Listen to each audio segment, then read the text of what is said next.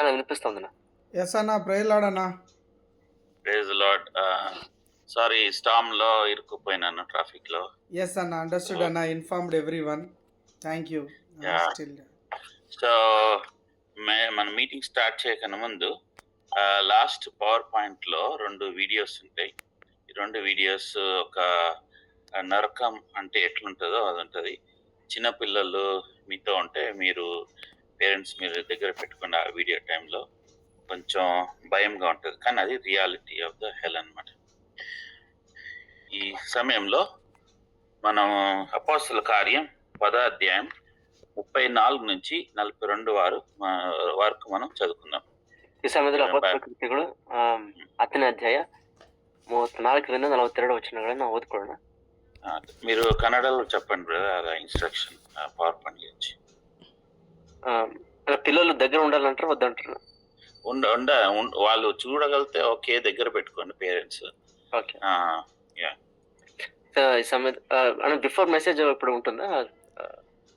Last లో power point last లో so message ಆದ್ಮೇಲೆ ಕೊನೆಯಲ್ಲಿ ನರಕದ ಬಗ್ಗೆ ಒಂದು ವಿಡಿಯೋ ಅಣ್ಣರು ಪ್ಲೇ ಮಾಡ್ಬೇಕಂತಿದ್ದಾರೆ. ನರಕದ ನಿಜ ಸ್ಥಿತಿ ಹೇಗಿರ್ತದೆ ಅಂತೇಳಿ ಆ ಟೈಮಲ್ಲಿ ಮಕ್ಕಳು ಕೂಡ ನೋಡ್ಲಿಕ್ಕೆ ಅವರು ತೊಂದರೆ ಇಲ್ಲ ಅಂತಂದ್ರೆ ನೀವು ಜೊತೆಗೆ ಇಟ್ಕೋಬಹುದು ಅಂತ ಅಣ್ಣವರು ಮಾತು ಹೇಳ್ತಾ ಇದ್ದಾರೆ. ಓಕೆ, చదవండి ఎవరైనా. అపోస్తలుల కార్యం 10వ అధ్యాయం 34 నుంచి 36 నుంచి 34 నుంచి 43 వరకు. దేవుడు పక్షపాతి కాడని నిజముగా గ్రహించి ఉన్నాను. ప్రతి జనములోనూ ఆయనకు భయపడి నీతిగా నడుచుకొని వానిని ఆయన అంగీకరించును. యేసుక్రీస్తు అందరికీ ప్రభు. ఆయన ద్వారా దేవుడు సమాధానకరమైన సువార్తను ప్రకటించి ఇశ్రాయేలీయులకు పంపిన వర్తమానమును మీరు ఎరుగుదురు.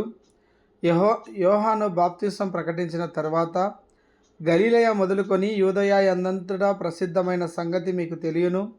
అదేదనగా దేవుడు నజరేయుడైన యేసును పరిశుద్ధాత్మతోనూ శక్తితోనూ అభిషేకించనన్నదియే. దేవుడు ఆయనకు తోడై ఉండెను గనుక ఆయన మేలు చేయుచు అపవాది చేత పీడింపబడిన వారిని అందరినీ స్వస్థపరచుచు సంచరించుచుండెను. ఆయన యూదుల దేశమందును యెరూషలేమునందును చేసిన వాటికన్నిటికీ మేము సాక్షులము. ఆయనను వారు మ్రానున వేలాడదీసి చంపిరి. దేవుడు ఆయనను 3వ దినమున లేపి ప్రజలకందరికీ కాక దేవుని చేత ముందుగా ఏర్పరచబడిన సాక్షులకే, అనగా ఆయన మృతులలో నుండి లేచిన తరువాత ఆయనతో కూడా అన్నపానములు పుచ్చుకొనిన మాకే ఆయన ప్రత్యక్షముగా కనబడినట్లు అనుగ్రహించెను. ఇదియుగాక దేవుడు సజీవులకును మృతులకును న్యాయాధిపతినిగా నియమించినవాడు ఈయనే అని ప్రజలకు ప్రకటించి దృఢసాక్ష్యం ఇయ్యవలెనని మాకు ఆజ్ఞాపించెను. ఆయన యందు విశ్వాసముంచు వాడెవడో వాడు ఆయన నామమును మూలముగా పాపక్షమాపణ పొందునని ప్రవక్తలందరూ ఆయనను గూర్చి సాక్ష్యమిచ్చుచున్నారనెను. ప్రార్థన చేసుకుందాం. పరలోకమున్న మా తండ్రి, మాకు ఇచ్చిన సమయానికి వందనాలు. దేవా, మీరు మమ్మల్ని ఎంతో ప్రేమించి తండ్రి, వారం తర్వాత వారం తండ్రి మీ యొక్క పరలోకం ద్వారాలు తెరిచి తండ్రి, మీ యొక్క మాటలు, మీ యొక్క తలంపులు, మీ యొక్క ఉద్దేశంలో తండ్రి మాకు బయలుపరుస్తూ మాకు ఇస్తున్నందుకు వందనాలు. దేవా, మేము ఏ పార్టీ వాళ్ళం తండ్రి మీ యొక్క వాక్యాన్ని బోధించడానికి, ధ్యానించడానికి ప్రభువా, కానీ మీ ఉచితమైన కృప వల్ల తండ్రి మేము నిలబడగలుగుతున్నాం. అవును తండ్రి, ఒకప్పుడు మేము కూడా అన్యులము తండ్రి, మిమ్మల్ని ప్రభువా అని కూడా పిలిచేంత అర్హత లేదు తండ్రి. కానీ మీ యొక్క కుమారుడు యేసు ప్రభు ద్వారా తన రక్తం ద్వారా మమ్మల్ని కడిగి శుద్ధీకరించి మమ్మల్ని కొన్ని తండ్రి నీ బిడ్డలుగా చేసుకున్నందుకు వందనాలు. అంతేకాక మీ యొక్క వాక్యాలు తండ్రి, మీ యొక్క సజీవ తండ్రి మాటలు మాకు ఇచ్చిన వందనాలు.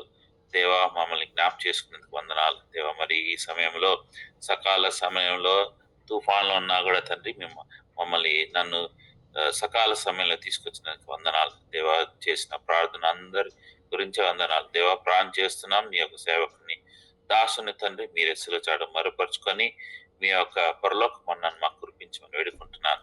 ట్రాన్స్లేషన్ కూడా సాయం చేయండి. ఎవరైతే వచ్చినారో వాళ్ళని దీవించండి. ఎవరైతే ఇంకా రాలేకుండా ఉన్నారో వాళ్ళందరూ జ్ఞాపకం చేసుకోండి. ఎవరైతే ఆన్లైన్ ద్వారా చూస్తున్నారు తండ్రి, వాళ్ళని దీవించి ఆశీర్వదించారు. ప్రతి ఒక్కరితో మాట్లాడండి, ఏ ఒక్కరు ఖాళీగా వెళ్లకుండా సాయం చేయని వేడుకుంటూ, ఈ యొక్క ఇంటర్నెట్ ని దేవా, మళ్ళీ యొక్క కమ్యూనికేషన్ ని, పవర్ పాయింట్ ని ప్రతి ఒక్కరు మీ ఆధీనంలో ఉంచుకొని వేడుకుంటూ యేసు నామమున ప్రార్థించి వేడుకుంటున్నాం తండ్రి, ఆమేన్. ఆమేన్. సో పేతురు తన ఒక ఉద్దేశం తెలుసుకున్నాడు. ఇప్పుడు ఆయన ఎందుకు ప్రభు కొర్నేలి ఇంటికి తీసుకొచ్చినాడు అని. ನೋಡ್ರಿ, ಈ ಒಂದು ಸಮಯದಲ್ಲಿ ಪೇತ್ರನು ಆ ತನ್ನ ಒಂದು ಉದ್ದೇಶವನ್ನ, ಅಂದ್ರೆ ದೇವರು ಯಾತಕ್ಕಾಗಿ ಕೊರ್ನೇಲಿಯ ಮನೆಗೆ ಆತನ ನಡೆಸಿದ ಉದ್ದೇಶವನ್ನು ಅದನ್ನ ಅರ್ಥಕೊಂಡವನಾಗಿದ್ದ. సో ఈ యొక్క సమయాన్ని ఆయన వృధాపరచుకోకుండానికి ఆయన మొదలు పెట్టినాడు బోధించడం. ಈಗ ಆತನ ಸಮಯವನ್ನ ವ್ಯರ್ಥ ಮಾಡದಂತೆ ಆ ಆ, ಬೋಧನೆ ಮಾಡೋದನ್ನ, ಉಪದೇಶ ಮಾಡೋದನ್ನ ಪ್ರಾರಂಭಿಸಿದಾನೆ. 34 వచ్చిన ఆయన పక్షవాతి కాదు దేవుడు అనేసి. 34ನೇ ವಚನ ನೋಡ್ರಿ, ಆತನ ಹೇಳುವಂತ ಮಾತು ಮುಂದೆ ಗೊತ್ತಾಗುತ್ತೆ. 35ನೇ ವಚನದಲ್ಲಿ ದೇವರು ಪಕ್ಷಪಾತಿ ಅಲ್ಲ ಎಂಬುದಾಗಿ ಹೇಳ್ತಾ ಇದ್ದಾನೆ. ఈయన ఒక యూదుడు ఈ విధంగా మాట్లాడడం ఎంతో ఎంతో హెచ్చించుకోవాలి, లేకపోతే గర్వపడాల్సిన విషయం ఇది. ಒಬ್ಬ ಯಹೂದ್ಯನಾಗಿದ್ದ ಈತನು ಈ ರೀತಿಯಲ್ಲಿ ಮಾತನಾಡುತ್ತಿರುವುದು ನೋಡುವಾಗ ನಿಜವಾಗಿ ಕೂಡ ಒಂದು ಹೆಮ್ಮೆ ಪಡುವಂತ ಒಂದು ವಿಷಯ ಇದಾಗಿದೆ. ఆయన ఏమంటున్నాడు, ఇప్పుడు అన్యులు తర్వాత యూదులకి భేదం ఏమి లేదు అంటున్నాడు. ಈಗ ಆತನ ಏನಂತ ಒಂದು ನಿರ್ಣಯಕ್ಕೆ ಬಂದಿದ್ದಾನಂತಂದ್ರೆ, ಅನ್ಯರು ಮತ್ತೆ ಯಹೂದ್ಯರ ಮಧ್ಯದಲ್ಲಿ ಯಾವುದೇ ರೀತಿಯ ಭೇದಗಳು ಇಲ್ಲ ಎಂಬುದಾಗಿ ಹೇಳ್ತಾ ಇದ್ದಾನೆ.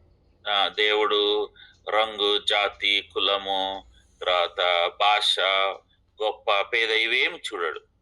ಇದು ದೇವರು ಯಾವುದೇ ತಾರತಮ್ಯ ಮಾಡದಂತೆ ಜಾತಿ, ಕುಲ ಮತ್ತೆ ಬಣ್ಣ, ಮತ್ತೆ ಸ್ಥಿತಿ, ಶ್ರೀಮಂತರು, ಬಡವರು, ಈ ತರ ಯಾವುದೇ ಒಂದು ವ್ಯತ್ಯಾಸ ಆತನನ್ನು ಮಾಡುವುದಿಲ್ಲ ಎಂಬುದಾಗಿ ಮಾತನಾಡ್ತಾ ಇದ್ದಾನೆ.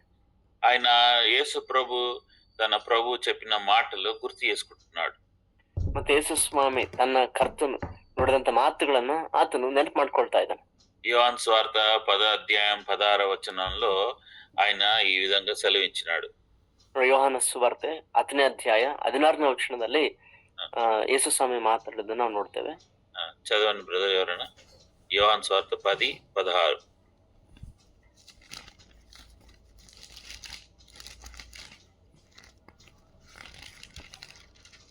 ಯಾರಾದ್ರೂ ಓದೋಣ. ಯೋಹಾನ ಸುವಾರ್ತೆ 10ನೇ ಅಧ್ಯಾಯ 16ನೇ ವಚನ. ఈ దొడ్డివి కాని వేరే గొర్రెలను నాకు కలవు, వాటిని కూడా నేను తోడుకొని రావలెను. అవి నా స్వరం వినును, అప్పుడు మంద ఒకటియు గొర్రెల కాపరి ఒక్కడును అగును. అంటే వేరే గొర్రెలు ఉన్నాయి, అవి రావాలి అని ప్రభు చెప్తున్నాడు. ನೋಡಿ, ಮುಂಚಿತವಾಗಿ ಯೇಸು ಸ್ವಾಮಿ ಈಗಾಗ್ಲೇ ಹೇಳಿದ ಮಾತು ನೋಡ್ತಿದ್ರೆ, ಅಂದ್ರೆ ಬೇರೆ ಕುರಿಗಳು ಕೂಡ ಇದಾವೆ, ಬರ್ಬೇಕಾದ ತನ್ನ ಬಳಿಗೆ ಬರುವಂತವ್ರು ಎಂಬುದನ್ನ ಸೂಚಿಸ್ತಾ ಇದ್ದಾನೆ ಮಾತಿನಲ್ಲಿ. అవి నా స్వరం వింటాయి అంటున్నాడు. ಮತ್ತೆ ಆ ಕುರಿಗಳು ನನ್ನ ಸ್ವರವನ್ನು ಕೇಳ್ತವೆ ಎಂಬುದಾಗಿ ಆತನ ಹೇಳ್ತಾ ಇದ್ದಾನೆ. నేను ఆయనకు షెపర్డ్ అయి ఉంటున్నాను అంటున్నాడు. ಮತ್ತೆ ನಾನು ಅವರೆಲ್ಲರಿಗೂ ಕೂಡ ಕುರುಬನಾಗಿರ್ತೇನೆ ಎಂಬುದಾಗಿ ಆತನ ಹೇಳ್ತಾ ಇದ್ದಾನೆ. ఇది పేతురు ప్రభు చెప్పిన మాటలు జ్ఞాప చేసుకుంటున్నాడు. ಇಲ್ಲಿ ನೋಡುವಾಗ ಪೇತ್ರನು ಕರ್ತನು ಹೇಳಿದಂತ ಮಾತುಗಳನ್ನ ಆತನ ನೆನಪು ಮಾಡ್ಕೊಳ್ತಾ ಇದ್ದಾನೆ. ఇప్పుడు ఈ సమయం ఆసీనమైందని పేతురుకి అర్థమైపోయింది. ఆ ఒక వచనాలకి ఒక సమయం ఆసీనమైందని. ಮತ್ತೆ ಯೇಸು ಸ್ವಾಮಿ ಅವತ್ತು ನುಡಿದಂತ ಮಾತುಗಳಿಗೆ ಈಗ ಸಮಯವು ಬಂದಿದೆ ಎನ್ನುವಂತ ಸತ್ಯವನ್ನ ಪೇತ್ರನಿಗ ಅರ್ಥಕೊಂಡಂತೆ ಕಾಣ್ತಾ ಇದೆ. యోహాను సువార్త 12వ అధ్యాయం 32వ వచనంలో, ಯೋಹಾನ ಸುವಾರ್ತೆ 12ನೇ ಅಧ್ಯಾಯ 32ನೇ ವಚನದಲ್ಲಿ, నేను భూమి మీద నుండి పైకెత్తబడిన ఎడల అందరినీ నా యొద్దకు ఆకర్షించుకుందునని చెప్పెను. అందరినీ ఆకర్షించుకుంటా నేను తిరిగి లేచిన తర్వాత. ಯೇಸು ಸ್ವಾಮಿ ಹೇಳ್ತದೆ, ನಾನು ಸತ್ತು ತಿರುಗಿ ಎದ್ದ ನಂತರ ಎಲ್ಲರನ್ನ ನನ್ನ ಆಕರ್ಷಿಸ್ತೇನೆ ಎಂಬುದಾಗಿ ಆತನ ಹೇಳ್ತಾರೆ, ನನ್ನ ಬಳಿಗೆ ಬರಮಾಡ್ತೇನೆ ಎಂಬುದಾಗಿ. ఇది పేతురు జ్ఞాప చేసుకున్నాను అంటాడు, దేవుడు పక్షపాతి కాదు. ಮತ್ತೆ ಈ ಸಂಗತಿಗಳನ್ನ ಪೇತ್ರ ನೆನ್ಪು ಮಾಡ್ಕೊಂಡು ಇಲ್ಲಿ ಆತನ ಮಾತನ್ನ ಹೇಳ್ತಾ ಇದ್ದಾನೆ. ಏನಂತಂದ್ರೆ, ದೇವರು ಎಷ್ಟು ಮಾತ್ರಕ್ಕೂ ಆತನ ಪಕ್ಷಪಾತಿ ಅಲ್ಲ ಎಂಬುದಾಗಿ ಹೇಳ್ತಾ ಇದೆ.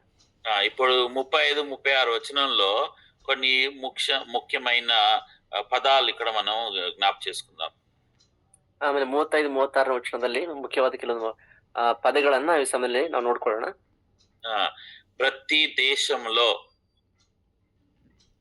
ప్రతి ದೇಶದಲ್ಲಿ భయపడే వాళ్ళు, ದೇವರಿಗೆ ಭಯಪಡುವವರು, వాళ్ళందరినీ ఆహ్వానిస్తున్నాడు.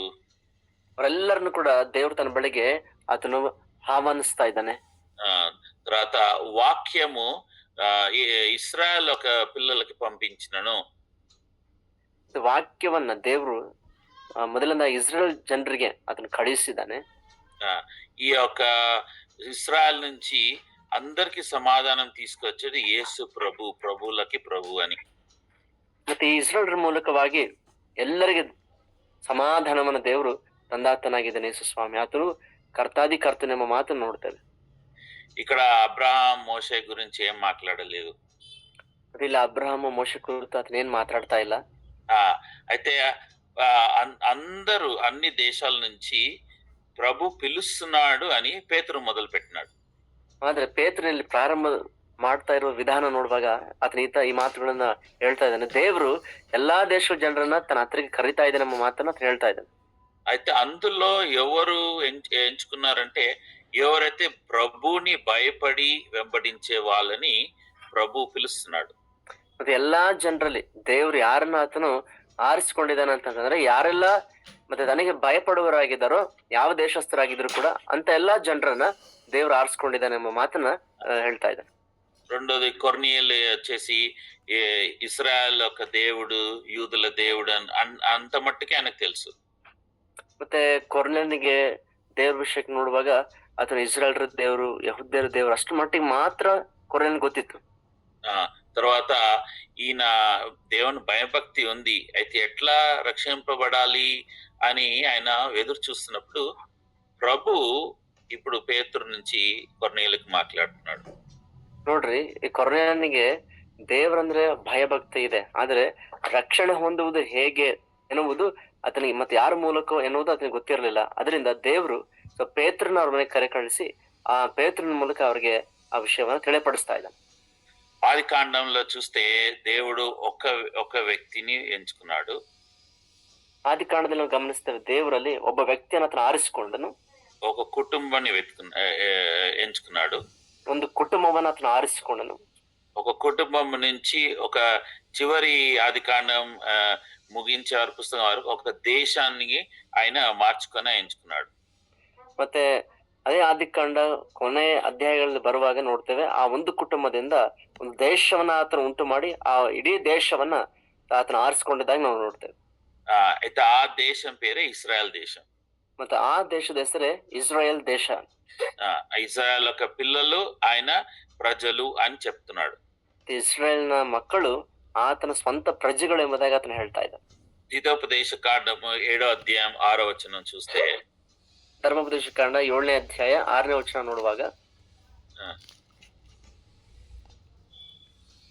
నీవు నీ దేవుడైన యెహోవాకు ప్రతిష్ఠిత జనము, నీ దేవుడైన యెహోవా భూమి మీదనున్న సమస్త జనముల కంటే నిన్ను ఎక్కువగా ఎంచి నిన్ను తనకు స్వకీయ జనముగా ఏర్పరచుకొనెను.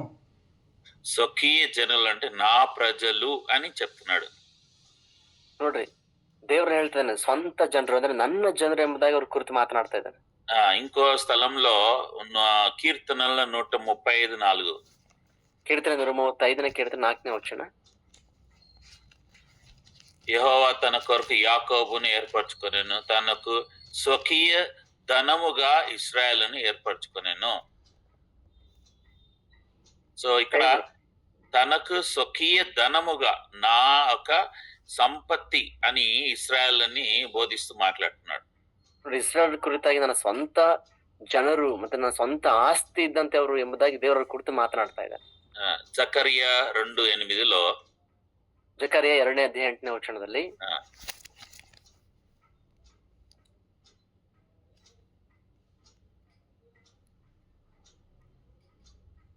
జకరియా 2:8 ఎవరైనా తీసిన చదవండి. జకరియ 2ನೇ అధ్యాయ 8ನೇ వచన, సైన్యములకు అధిపతియగు యెహోవా సెలవిచ్చినదేమనగా, మిమ్మును ముట్టినవాడు తన గుడ్డును ముట్టినవాడని ఎంచి తనకు ఘనత తెచ్చుకొనదలిచి మిమ్మును దోచుకొని అన్యజనుల యొద్దకు ఆయన నన్ను పంపియున్నాడు. అంటే కన్నుగుడ్లాగా నేను మిమ్మల్ని కాపాడుతున్నాను, నా ప్రజలు. ದೇವರು ಅವ್ರ ಕುರಿತು ಎಷ್ಟು ಮಾತನಾಡ್ತಾ ಇದ್ದಾನೆ. ಸ್ವಂತ ಕಣ್ಣು ಗುಡ್ಡಿನ ಉಪಾಧಿಯಲ್ಲಿ ನಾನು ನಿಮ್ಮನ್ನು ಕಾಪಾಡ್ತಾ ಇದ್ರೆ ನನ್ನ ಸ್ವಂತ ಜನರು ಎಂಬುದಾಗಿ ದೇವರು ಹೇಳ್ತಾ ಇದ್ದಾನೆ. ద్వితోపదేశం 7వ అధ్యాయం 6-10 ప్రత్యేకంగా 6-10 నీ దేవుడైన యెహోవా తానే దేవుడనియు తన్ను ప్రేమించి తన ఆజ్ఞలను అనుసరించి నడుచుకుని వారికి తన నిబంధనను స్థిరపరచువాడును 1000 తరముల వరకు కృపచూపువాడును నమ్మదగిన దేవుడుననియు తన్ను దేశించు వారిలో ప్రతి వానిని బహిరంగంగా నశింపజేయుటకు వానిని దండన విధించు వాడననియు నీవు తెలుసుకొనవలెను. 8th So, versus అనుకుంటానా. 9 చదవండి. 9 9 చదవండి. 8 చదవండి. అయితే యెహోవా మిమ్మల్ని ప్రేమించువాడు గనుకను తాను మీ తండ్రులకు చేసిన ప్రమాణమును నెరవేర్చువాడు గనుకను యెహోవా బాహుబలము చేత మిమ్మల్ని రప్పించి దాసుల గృహంలో నుండి ఐగుప్తు రాజైన ఫరో చేతిలో నుండి మిమ్మల్ని విడిపించెను. సో ఇక్కడ ఇస్రాయల్ ప్రజల్ని ఎందుకు ಎಂಚುకున్నాడంటే వీళ్ళేం ಗొప్ప వాళ్ళని కాదు. ನೋಡ್ರಿ, ಇಸ್ರೇಲ್ ಜನರನ್ನ ದೇವ್ರು ಯಾಕೆ ಆರಿಸ್ಕೊಂಡೇನಂತಂದ್ರೆ ಅವರಿನ ದೊಡ್ಡ ಶ್ರೇಷ್ಠರಾದವರು ಎಂಬುದಾಗಿ ಉದ್ದೇಶದಿಂದಂತಲ್ಲ. తక్కువ జనము ఇతరుల దేశం పక్కకున్న దేశాలను కంపేర్ చేస్తే ఇది చాలా తక్కువ దేశం ఇది. ನೋಡಿ, ಅವರು ಸಂಖ್ಯೆಯಲ್ಲಿ ಹೆಚ್ಚಿನವರು ಎಂಬುದಾಗಿ ಅಲ್ಲ, ಆದ್ರೆ ಪಕ್ಕದ ಜನಾಂಗಗಳನ್ನ ಅವರು ಹೋಲಿಸಿ ನೋಡಿದ್ರೆ ಇಸ್ರೇಲ್ ಸಂಖ್ಯೆ ಬಹಳ ಕಡಿಮೆ. అయితే వీళ్ళని ప్రేమించిందంటే ఆయన ఇచ్చిన వాగ్దానం ప్రకారం, ದೇವ್ರು ತನ್ನ ಕೊಟ್ಟಂತ ವಾಗ್ದಾನದ ಪ್ರಕಾರವಾಗಿ ದೇವ್ರು ಇವ್ರನ್ನ ಪ್ರೀತಿಸ್ತಾನಾಗಿದ್ದಾನೆ. అది అందుకే ప్రభు అంటున్నాడు, నా జనులు, నేను ఎంచుకున్న జనులు. ಅದಕ್ಕೆ ದೇವ್ರು ಹೇಳ್ತಿದ್ದಾನೆ, ನನ್ನ ಸ್ವಕೀಯ ಜನರು, ನಾನು ಆರಿಸ್ಕೊಂಡಂತ ನನ್ನ ಜನರು ಎಂಬುದಾಗಿ ಹೇಳ್ತಾ ಇದ್ದಾನೆ. అంటే మీ క్వాలిఫికేషన్ వల్ల కాదు, నా యొక్క పేరు వల్ల, నా యొక్క నేను తీసుకున్న ఒక వాగ్దానం లేకపోతే ప్రామిస్ వల్ల నేను వీళ్ళని ఎంచుకున్నాను. ಅಲ್ಲ, ಆತನ ಮಾತಿನ ಉದ್ದೇಶ ಏನಾಗಿದೆ ಅಂದ್ರೆ, ಅವ್ರು ಆತನ ಆರಿಸ್ಕೊಳ್ಳೋದಕ್ಕೆ ಕಾರಣ ಅವ್ರಿಗೆ ಏನು ಅರ್ಹತೆಗಳು ಇದಾವೆ ಎಂಬುದಾಗಿ ಅಲ್ಲ, ಅವ್ರಿಗೆ ಯಾವ ಅರ್ಹತೆಗಳು ಇಲ್ಲ, ಆದ್ರೆ ದೇವ್ರು ಕೊಟ್ಟಂತ ಮಾತು ಮತ್ತು ವಾಗ್ದಾನಕ್ಕೆ ಅನುಸಾರವಾಗಿ ದೇವ್ರು ಈ ಇಸ್ರೇಲ್ ಜನರನ್ನ ತನ್ನ ಜನರಾಗಿ ಆರಿಸ್ಕೊಂಡಿದ್ದಾನೆ ಎಂಬುದಾಗಿ ನಾವು ನೋಡ್ತಾ ಇದ್ದೇವೆ. ఇందులో నుంచి ఒక వ్యక్తిని ఎంచుకున్నాడు. ಮತ್ತೆ ಇವರಲ್ಲಿಂದ ಒಬ್ಬ ವ್ಯಕ್ತಿಯನ್ನ ಆತನ ಆರಿಸ್ಕೊಂಡಿದ್ದ. ఆదికాండం 12వ అధ్యాయం 3వ వచనం. ಆದಿಕಾಂಡ 12ನೇ ಅಧ್ಯಾಯ 3ನೇ ವಚನ. నిన్ను దూషించు వాని శపించెదను, భూమి మీద సమస్త జనములు నీ యందు ఆశీర్వదించబడునని అబ్రాహాముతో అనగా. సో ఒక అబ్రహాంని ఎంచుకొని నీ ద్వారా భూమి అన్ని కుటుంబాలని ఆశీర్వాదం వస్తుంది అని అంటున్నాడు. ನೋಡಿ, ದೇವ್ರು ಒಬ್ಬ ವ್ಯಕ್ತಿಯಾಗಿರುವ ಅಬ್ರಹಾಂನ ಆರಿಸಿಕೊಂಡು ನಿನ್ನ ಮೂಲಕ ಭೂಲೋಕದ ಎಲ್ಲಾ ಜನರು ಆಶೀರ್ವದಿಸಲ್ಪಡ್ತಾರೆ ಎಂಬುದಾಗಿ ಆತನ ಹೇಳ್ತಾ ಇದ್ದಾನೆ. తర్వాత కీర్తన 22:27లో సమస్త జనులకు, ಕೀರ್ತನೆ 22:27 ನೋಡುತ್ತೇವೆ, ಸಮಸ್ತ ಜನರಿಗಾಗಿ ಎಂಬುದಾಗಿ. అంటే అన్ని కుటుంబాలకు, ఒకటే కాదు, అన్ని కుటుంబాలకు వాళ్ళందరూ ప్రభు దగ్గరకు వస్తారు అన్నాను. చదవండి బ్రదర్, అది కీర్తన 22:27. భూ దిగంతముల నివాసులందరూ జ్ఞాపకము చేసుకొని యెహోవా తట్టు తిరిగెదరు, అన్యజనులు వంశస్థులందరూ నీ సన్నిధిన నమస్కారం చేసెదరు. అందరూ వస్తారు ఈ దేవుని దగ్గరికి అని ఇక్కడ రాసింది. ನೋಡ್ರಿ, ದೇವ್ರ ಬಳಿಗೆ ಎಲ್ಲರೂ, ಭೂಲೋಕದಲ್ಲಿ ಪ್ರತಿ ಕುಟುಂಬದವರು ಆತನ ತಿಳ್ಕೊಳ್ತಾರೆ, ಆತನ ಕಡೆಗೆ ತಿರುಗ್ತಾರೆ ಎಂಬುದಾಗಿ ಈ ವಚನ ಹೇಳ್ತದೆ. ఐజియా 56:6లో ఉంది, ఫారినర్స్ అంటే అన్యులు కూడా ఈ యొక్క దేవుని దగ్గరికి వస్తారు అనేసింది.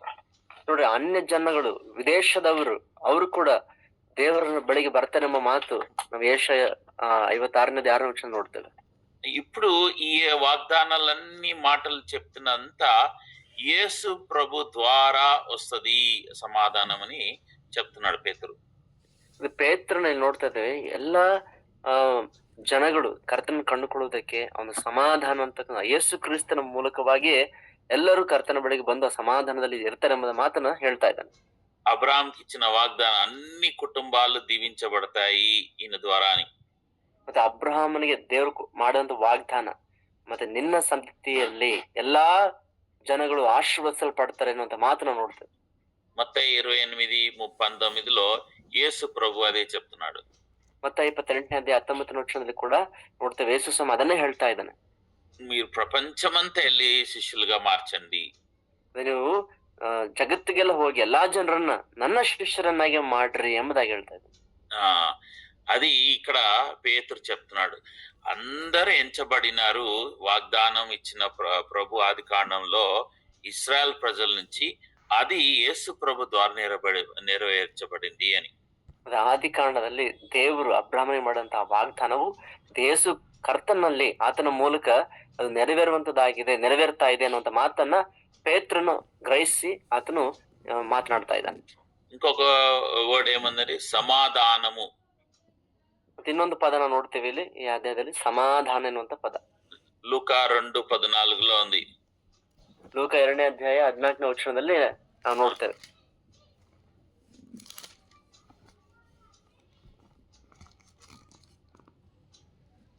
సర్వోన్నతమైన స్థలములలో దేవునికి మహిమయు ఆయనకిష్టులైన మనుషులకు భూమి మీద సమాధానమును కలుగును గాక అని దేవునికి స్తోత్రము చేయుచుండెను. ఇప్పుడు సమాధానం లేదు ఇంతకు ముందు, ఇప్పుడు సమాధానం తీసుకొస్తున్నాడు. ఎవరు? ప్రజలకి, దేవునికి, అంటే యేసు ప్రభు ద్వారా. ನೋಡ್ರಿ, ಇದಕ್ಕೂ ಮುಂಚೆ ಅಂದ್ರೆ ಯೇಸು ಕರ್ತನ ಲೋಕದಲ್ಲಿ ಬರೋದಕ್ಕಿಂತ ಮುಂಚೆ ದೇವರಿಗೆ ಮನುಷ್ಯರಿಗೆ ಮಧ್ಯದಲ್ಲಿ ಸಮಾಧಾನ ಇರಲಿಲ್ಲ. ಆತನು ಬರೋಣದ್ರ ಮೂಲಕ ದೇವರು ಮನುಷ್ಯರೊಂದಿಗೆ ಮತ್ತು ಮನುಷ್ಯರು ದೇವರೊಂದಿಗೆ ಸಮಾಧಾನವಾಗುವ ಸತ್ಯವನ್ನ ಈ ಒಂದು ಮಾತು ತಿಳಿಯಪಡಿಸ್ತದೆ. సో ఈ సమాధానం నీకు కూడా కావాలంటే యేసు ప్రభు ద్వారానే వస్తది అని ఇక్కడ పేతురు మాట్లాడుతూ వస్తున్నాడు. ಈ ಸಮಾಧಾನ ನಿಮಗೆ ಬೇಕಂತಂದ್ರೆ ಅದು ಕರ್ತನಾದ ಯೇಸು ಕ್ರಿಸ್ತನ ಮೂಲಕವೇ ಸಿಗ್ತದೆ, ದೊರೀತದೆ ಅನ್ನುವಂತ ಮಾತನ್ನ ಇಲ್ಲಿ ಪೇತ್ರನು ತಿಳಿಯಪಡಿಸ್ತಾ ಇದ್ದಾನೆ. ఇంకేమన్నాడు? అందరూ ఇక్కడ దీనికి ఆహ్వానం అంటున్నాడు.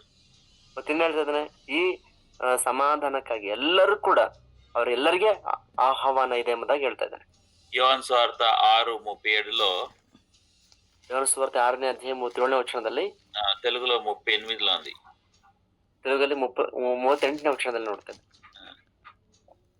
నా ఇష్టమును నెరవేర్చుకుంటకు నేను రాలేదు, నన్ను పంపిన వాని చిత్తము నెరవేర్చుటకే పరలోకం నుండి దిగి వచ్చితిని. ఆయనకి నాకు ఓకే, నా యుద్ధకు వచ్చు వారిని నేను ఎంత మాత్రము బయటికి త్రోసివేయను. నా దగ్గర వచ్చే వాళ్ళు ఎవరిని త్రోసివేయను అంటున్నాడు. ನೋಡಿ, ಯೇಸು ಮಾಡ್ತೀನಿ, ನನ್ನ ಬಳಿಗೆ ಬರುವ ಯಾರನ್ನು ಕೂಡ ನಾನು ತಳ್ಳಿ ಬಿಡುವುದಿಲ್ಲ ಅಂತ ಹೇಳ್ತಾ ಇದ್ದಾನೆ. సో ఇప్పుడు మనం మీరు వాక్యం వింటున్నారు. ఇప్పుడు మీలో సమాధానం లేదు అన్నప్పుడు ఈ సమాధానం కావాలంటే యేసు ప్రభు ద్వారా దగ్గరికి రండి, విశ్వాసం ద్వారా రండి. ನೋಡ್ರಿ, ವಾಕ್ಯ ಕೇಳಿಸಿಕೊಳ್ಳುತ್ತಿರುವಂತ ನಿಮ್ಮಲ್ಲಿ ಯಾರಿಗಾದ್ರೂ ಸಮಾಧಾನ ಇಲ್ಲ ಅಂತಂದ್ರೆ ನೀವು ಸಮಾಧಾನ ಹೊಂದಲು ಯೇಸು ಕ್ರಿಸ್ತನ ಮೂಲಕವಾಗಿ, ಯೇಸು ಸ್ವಾಮಿ ಮೂಲಕವಾಗಿ ನೀವು ದೇವರ ಬಳಿಗೆ ಬನ್ರಿ. ఎప్పుడు ఆయన తృణీకరించడం అంటున్నాడు. ಆತನು ಯಾವತ್ತೂ ಕೂಡ ಎಂದು ಕೂಡ ನಾನು ತಿರಸ್ಕರಿಸುವುದಿಲ್ಲ ಎಂಬುದಾಗಿ ಹೇಳ್ತಾ ಇದ್ದಾನೆ. ఇప్పుడు ఈ యేసు ప్రభు ఎక్కడి నుంచి వచ్చినాడు? ಮತ್ತೆ ಈ ಕರ್ತನಾದ ಯೇಸು ಸ್ವಾಮಿ ಎಲ್ಲಿಂದ ಬಂದಿದ್ದಾನೆ? చూడండి, 37వ వచనం, 37ನೇ ವಚನ. ఎక్కడ? అపొస్తలుల కార్యములోనా? అపొస్తలుల కార్యం 10వ అధ్యాయం 37. సారీ, అపొస్తలుల కృత్యాలు 10ನೇ అధ్యాయ 37ನೇ వచనం. యోహాను బాప్తిసం ప్రకటించిన తర్వాత గలిలియా మొదలుకొని యూదయ అంతటా ప్రసిద్ధమైన సంగతి మీకు తెలియను. ఇక్కడ యేసు ప్రభు ఈ యొక్క సమాధానకర్త రాజు, కానీ ఎక్కడి నుంచి వస్తున్నాడు అని ಮಾತಾಡ್ತಾನಾಡು. ನೋಡ್ರಿ, ಈ ಕರ್ತನಾದ ಯೇಸು ಸ್ವಾಮಿ ಸಮಾಧಾನಕರ್ತನು ಮತ್ತು ರಾಜನಾಗಿದ್ದಾನೆ, ಮತ್ತು ಇದನ್ನ ಎಲ್ಲಿಂದ ಬರ್ತಾನೆ ಅಥವಾ ಪ್ರಾರಂಭವಾಗ್ತದೆ ಅದನ್ನ ಕುರಿತು ಎಂಬುದನ್ನು ಇಲ್ಲಿ ಅದನ್ನೇನಂತ ಹೇಳ್ತಾರೆ ಕುರಿತು. ಗಲೀಲಿಯಾ నుంచి అనుంది. ಇಲ್ಲಿ ಗಲಿಲಾಯದಿಂದ ಪ್ರಾರಂಭವಾಗಿ ಎನ್ನುವಂತ ಮಾತು 38వ వచనం కూడా చూడండి. 38ನೇ వచనం సಹ ನೋಡೋಣ. అదేదనగా దేవుడు నజరేయుడైన యేసు పరిశుద్ధాత్మతోనూ శక్తితోనూ అభిషేకించునన్నదియే. దేవుడు ఆయనకు తోడయుండెను గనుక ఆయన మేలు చేయుచు అపవాది చేత పీడింపబడిన వారిని అందరినీ స్వస్థపరచుచు సంచరించుచుండెను. సో ఇప్పుడు యేసు ప్రభు గురించి ఆయన మాట్లాడుతున్నాడు. ನೋಡ್ರಿ, ಇಲ್ಲಿ ಆತನು ಯೇಸು ಸ್ವಾಮಿ ಕುರಿತಾಗಿ ಮಾತನಾಡ್ತಾ ಇದ್ದಾನೆ. ఈ యొక్క కర్నేలికి ఇజ్రాయెల్ అయిన దేవుడు యెహోవా గురించి తెలుసు, కానీ యేసు ప్రభు గురించి తెలియదు. ನೋಡಿ, ಕೊರ್ನೇಲನಿಗೆ ಇಸ್ರಾಯೇಲ್ರ ದೇವರಾಗಿರುವ ಯೆಹೋವನು ಎಂಬುದಾಗಿ ಗೊತ್ತಾಗಲಿ, ಯೇಸು ಕ್ರಿಸ್ತನ ಕುರಿತು అతనికేನು ಗೊತ್ತಿರಲಿಲ್ಲ. ఇక్కడ ఈ యొక్క యేసు ప్రభు, ఈ యొక్క రాజు, సమాధానకర్త, దేవుడి నుంచి వచ్చిన వ్యక్తి ఎక్కడ పుట్టినాడో ఆ విషయం చెప్తున్నాడు. ನೋಡ್ರಿ, ಈ ಕರ್ತನಾದ ಯೇಸು ಕ್ರಿಸ್ತನು ಆತನು ಸಮಾಧಾನ ಕರ್ತನಾಗಿದ್ದಾನೆ ಮತ್ತೆ ರಾಜನಾಗಿದ್ದಾನೆ. ಆತನು ಎಲ್ಲಿ ಹುಟ್ಟಿ ಬಂದಿದ್ದಾನೆ ಎನ್ನುವುದನ್ನು ఎన్ನುವಂತ విషయವನ್ನು ಕುರಿತು ಈಗ ಪೇತ್ರನು మాట్లాಡ್ತಾ ఇದ್ದಾನೆ. ఏ స్థలంలో పెరిగినాడు ఇక్కడ చెప్తున్నాడు. ಯಾವ ಸ್ಥಳದಲ್ಲಿ ಆತನು ಬೆಳೆದನು ಅದನ್ನ ಇಲ್ಲಿ ಹೇಳ್ತಾ ಇದ್ದಾನೆ. గలీలియా పట్టణం నుంచి గలిలాయ ఎన్ನುವ ప్రాంతದಿಂದ యేసు నజరేయుడు అయిన యేసు అని ఇక్కడ ఉంది. నజరేతన యేసు ಎಂಬುದಾಗಿ ನೋಡ್ತೇವೆ. ఇప్పుడు మీరు బహుశా చాలా మంది చూసిండొచ్చు, కొంతమందికి పేరు, హోదా, డబ్బు వచ్చినప్పుడు వాళ్ళు ఏం చెప్తారు, వాళ్ళొక ఎక్కడ పుట్టి పెరిగినారు గురించి వాళ్ళు ఎక్కువ చెప్పుకోరు. ಯಾರಿಗಾದ್ರೂ ಹಣ, ಪದವಿ, ಅಂತಸ್ತು ಬಂದಾಗ ಸಾಧಾರಣವಾಗಿ ಅವರ ಹಿನ್ನೆಲೆಯನ್ನ ಕುರಿತಾಗಿ ಅವರು ಊರಿನ ಕುರಿತಾಗಿ ಹೆಚ್ಚಾಗಿ ಹೇಳ್ಕೊಳ್ಳೋದಿಲ್ಲ. ఇక్కడ యేసు ప్రభుకి టైటిల్ ఉంది, ఈ నజరేయుడైన యేసు ప్రభు అని. ಆದ್ರೆ ಯೇಸು ಸ್ವಾಮಿಗೆ ಒಂದು ಮಾತು ನೋಡ್ತೇವೆ, ಆತ ನಜರೇತಿನ ಯೇಸು ಎಂಬುದಾಗಿ ಬರಲ್ಪಟ್ಟಿದೆ. ఇక్కడ పేతురు ఇవన్నీ ఎందుకు చెప్తున్నాడు? ಮತ್ತೆ ಇಲ್ಲಿ ಪೇತ್ರನ ಎಲ್ಲ ವಿಷಯ ಯಾಕೆ ಹೇಳ್ತಾ ಇದ್ದಾನೆ? ఎందుకంటే యేసు ప్రభు మీరు ఏదో గొప్పగా రాజ్యంలో పెరిగినాడని కాదు. యేసు ప్రభు అందరి గురించి, ఆయన పుట్టిన స్థలము, ఆయన పెరిగిన స్థలం, ప్రత్యేకంగా పెరిగిన స్థలం ఎక్కడి నుంచి వచ్చినాడో ఆయన నొక్కి నొక్కి చెప్తున్నాడు. ನೋಡ್ರಿ, ಯೇಸು ಸ್ವಾಮಿ ಆತನು ಯಾವುದೋ ಒಂದು ಅರಮನೆಯಲ್ಲಿ ಆತನ ಹುಟ್ಟಿ ಬೆಳೆದು ಬರಲಿಲ್ಲ. ಆದ್ರೆ ಎಲ್ಲರೂ ಆತನ ಗ್ರಹಿಸಿಕೊಳ್ಳುವ ಹಾಗೆ ಒಂದು ಹಳ್ಳಿ, ನಜರೇತ್ ಎನ್ನುವಂತ ಆ ಒಂದು ಪ್ರಾಂತದಲ್ಲಿ ಆತನು ಬೆಳೆದು ಬಂದಿರುವಂತ ವಿಷಯವನ್ನ ಪೇತ್ರನು ಹೆಚ್ಚಾಗಿ ಆತನು ಅದ್ ವಿಷಯವನ್ನು ಕುರಿತು ಮಾತನಾಡಿ ಹೇಳ್ತಾ ಇದ್ದಾನೆ. ఇక్కడ దీని ఇంట్రొడక్షన్, బాప్తిజం ఇచ్చే యోహాను ఆయన పరిచర్య గలీలియా నుంచే స్టార్ట్ చేసిండు అని. ಸ್ಥಾನಿಕನಾದ ಯೋಹಾನ ಆತನ ಸೇವೆ ಅದು ಕೂಡ ನೋಡುವಾಗ ಗಲಿಲಾಯದಿಂದಲೇ ಪ್ರಾರಂಭಿಸಿದೆಂಬುದಾಗಿ ನೋಡ್ತೇವೆ. గలీలియా అంటే ఆయన అది స్థలము, నీచమైన స్థలము. ಗಲಿಲಾಯ ಅನ್ನುವಂಥದ್ದು ಯಹೂದ್ಯರಿಗೆ ಅದೊಂದು ನೀಚವಾಗಿರುವಂತ ಸ್ಥಳ ಎಂಬುದಾಗಿ ಅವರಿಗೆ ಅಭಿಪ್ರಾಯ ಇತ್ತು. అది చేపలు పట్టే అది ఊరు. ಮತ್ತೆ ನೋಡುವಾಗ ಮೀನುಗಳನ್ನು ಹಿಡಿಯುವಂತ ಒಂದು ఊరದು. చేపలు పట్టే వాళ్ళు ఏం చేస్తారు, నదిలో పోయి సముద్రంలో పోయి చేపలు పట్టొచ్చి తర్వాత ఏం చేస్తారు, వాళ్ళు తాగుడు, తిరుగుడు, అంటే ఒక వాక్యానుసారంగా జీవితం ఉండలేని వాళ్ళు. ಸಾಧಾರಣವಾಗಿ ಈ ಮೀನು ಹಿಡಿಯುವಂತ ಬೆಸ್ತರು ನಾವು ಗಮನಿಸಿದ್ರೆ ಅವರು ನೀರಲ್ಲಿ ಹಿಡಿದು ಆ ಒಂದು ಮೀನನ್ನು ಹಿಡಿದು ಆಮೇಲೆ ಮಾರ್ತಾರೆ. ಆಮೇಲೆ ಅವರಲ್ಲಿ ಕೆಲವರು ಕುಡಿತಾ ಇರುವಂತದ್ದು ಮತ್ತೆ ಅವ್ರ ವಾಕ್ಯಾನುಸಾರವಾಗಿ ಇರೋದಿಲ್ಲ ಎನ್ನುವಂತ ಅಭಿಪ್ರಾಯ ಜನರಲ್ಲಿತ್ತು. అయితే ఆ ఒక తాగుబోతు స్థలంలో, వాక్యం అనుసరించే లేని స్థలంలో ప్రభు పెరిగినాడు అని పేతురు చెప్తున్నాడు. ನೋಡ್ರಿ, ಆ ಜನರು ಮತ್ತೆ ಕೆಟ್ಟವರೇ, ಅವರು ಕುಡುಕರಾಗಿರಬಹುದು ಅಥವಾ ಅವರು ದೇವವಾಕ್ಯಕ್ಕೆ ಅನುಸಾರವಾಗಿ ಇಲ್ಲದೆ ಅಂತ ಇರುವಂತ ಆ ಜಾಗದ ಸ್ಥಳ ಆಗಿರಬಹುದು. ಆದ್ರೂ ಕೂಡ ಕರ್ತನಾದ ಯೇಸು ಸ್ವಾಮಿ ಅಂತ ಪ್ರಾಂತದಲ್ಲಿ ಆತನು ಬೆಳೆದು ಬಂದನೆ ಎನ್ನುವಂತ ವಿಷಯವನ್ನು ಪೇತ್ರನಲ್ಲಿ ಹೇಳ್ತಾ ಇದ್ದ. అంటే ప్రభు అందరినీ, అంటే లోవెస్ట్ స్టేట్ నుంచి కూడా ప్రభు ఆయన తట్టుకు తీసుకురావాలి అన్న ఉద్దేశంతో ప్రభువే ఆయన ఒక సాక్షిగా ఆయన జీవితం చూపిస్తున్నాడు. ಮತ್ತೆ ಇದಕ್ಕೆ ಉದ್ದೇಶ ಏನಂತಂದ್ರೆ, ದೇವರು ಪಕ್ಷಪಾತ ಇಲ್ಲದಂತೆ ಎಲ್ಲರನ್ನು, ಮುಖ್ಯವಾಗಿ ಸಮಾಜದಲ್ಲಿ ಕಡೆಗಣಿಸಲ್ಪಟ್ಟಂತ ಆ ಸ್ಥಿತಿಯಲ್ಲಿರುವಂತವ್ರನ್ನು ಕೂಡ ತನ್ನ ಬಳಿಗೆ ನಡೆಸಬೇಕನ್ನೋ ಉದ್ದೇಶದಿಂದ ಕರ್ತನಾದ ಯೇಸು ಸ್ವಾಮಿ ಆ ವಿಷಯದಲ್ಲಿ ತಾನೇ ಒಂದು ಸಾಕ್ಷಿಯಾಗಿ ಮಾದರಿಯಾಗಿರೋದಕ್ಕಾಗಿ ಅಂತ ಒಂದು ಸ್ಥಳದಿಂದ ಆತನು ಬೆಳೆದು ಬಂದಾನೆ ಅನ್ನೋ ವಿಷಯವನ್ನ ಪೇತ್ರನಲ್ಲಿ ಹೇಳ್ತಾ ಇದ್ದಾನೆ. యోహాను సువార్త 1వ అధ్యాయం 46వ వచనంలో ఆయన ఒక శిష్యుడు కాకుండా ముందు ఆయన ఒక ఈ యొక్క నజరేన్ గురించి, పట్టణం గురించి ఏం మాట్లాడుతున్నాడు చూడండి. ಶಿಷ್ಯನಾಗಕ್ಕಿಂತ ಮುಂಚಿತವಾಗಿ ನಾವು ನೋಡ್ತೇವೆ, ಅಲ್ಲಿ ಯೋಹಾನ ಸುವಾರ್ತೆ 1ನೇ ಅಧ್ಯಾಯ 46ನೇ ವಚನದಲ್ಲಿ ಈ ನಜರೇತಿನ ಬಗ್ಗೆ ಅವ್ರು ಏನಂತ ಮಾತಾಡ್ತಿದ್ದಾರೆ ಒಂದ್ಸರಿ ನೋಡೋಣ.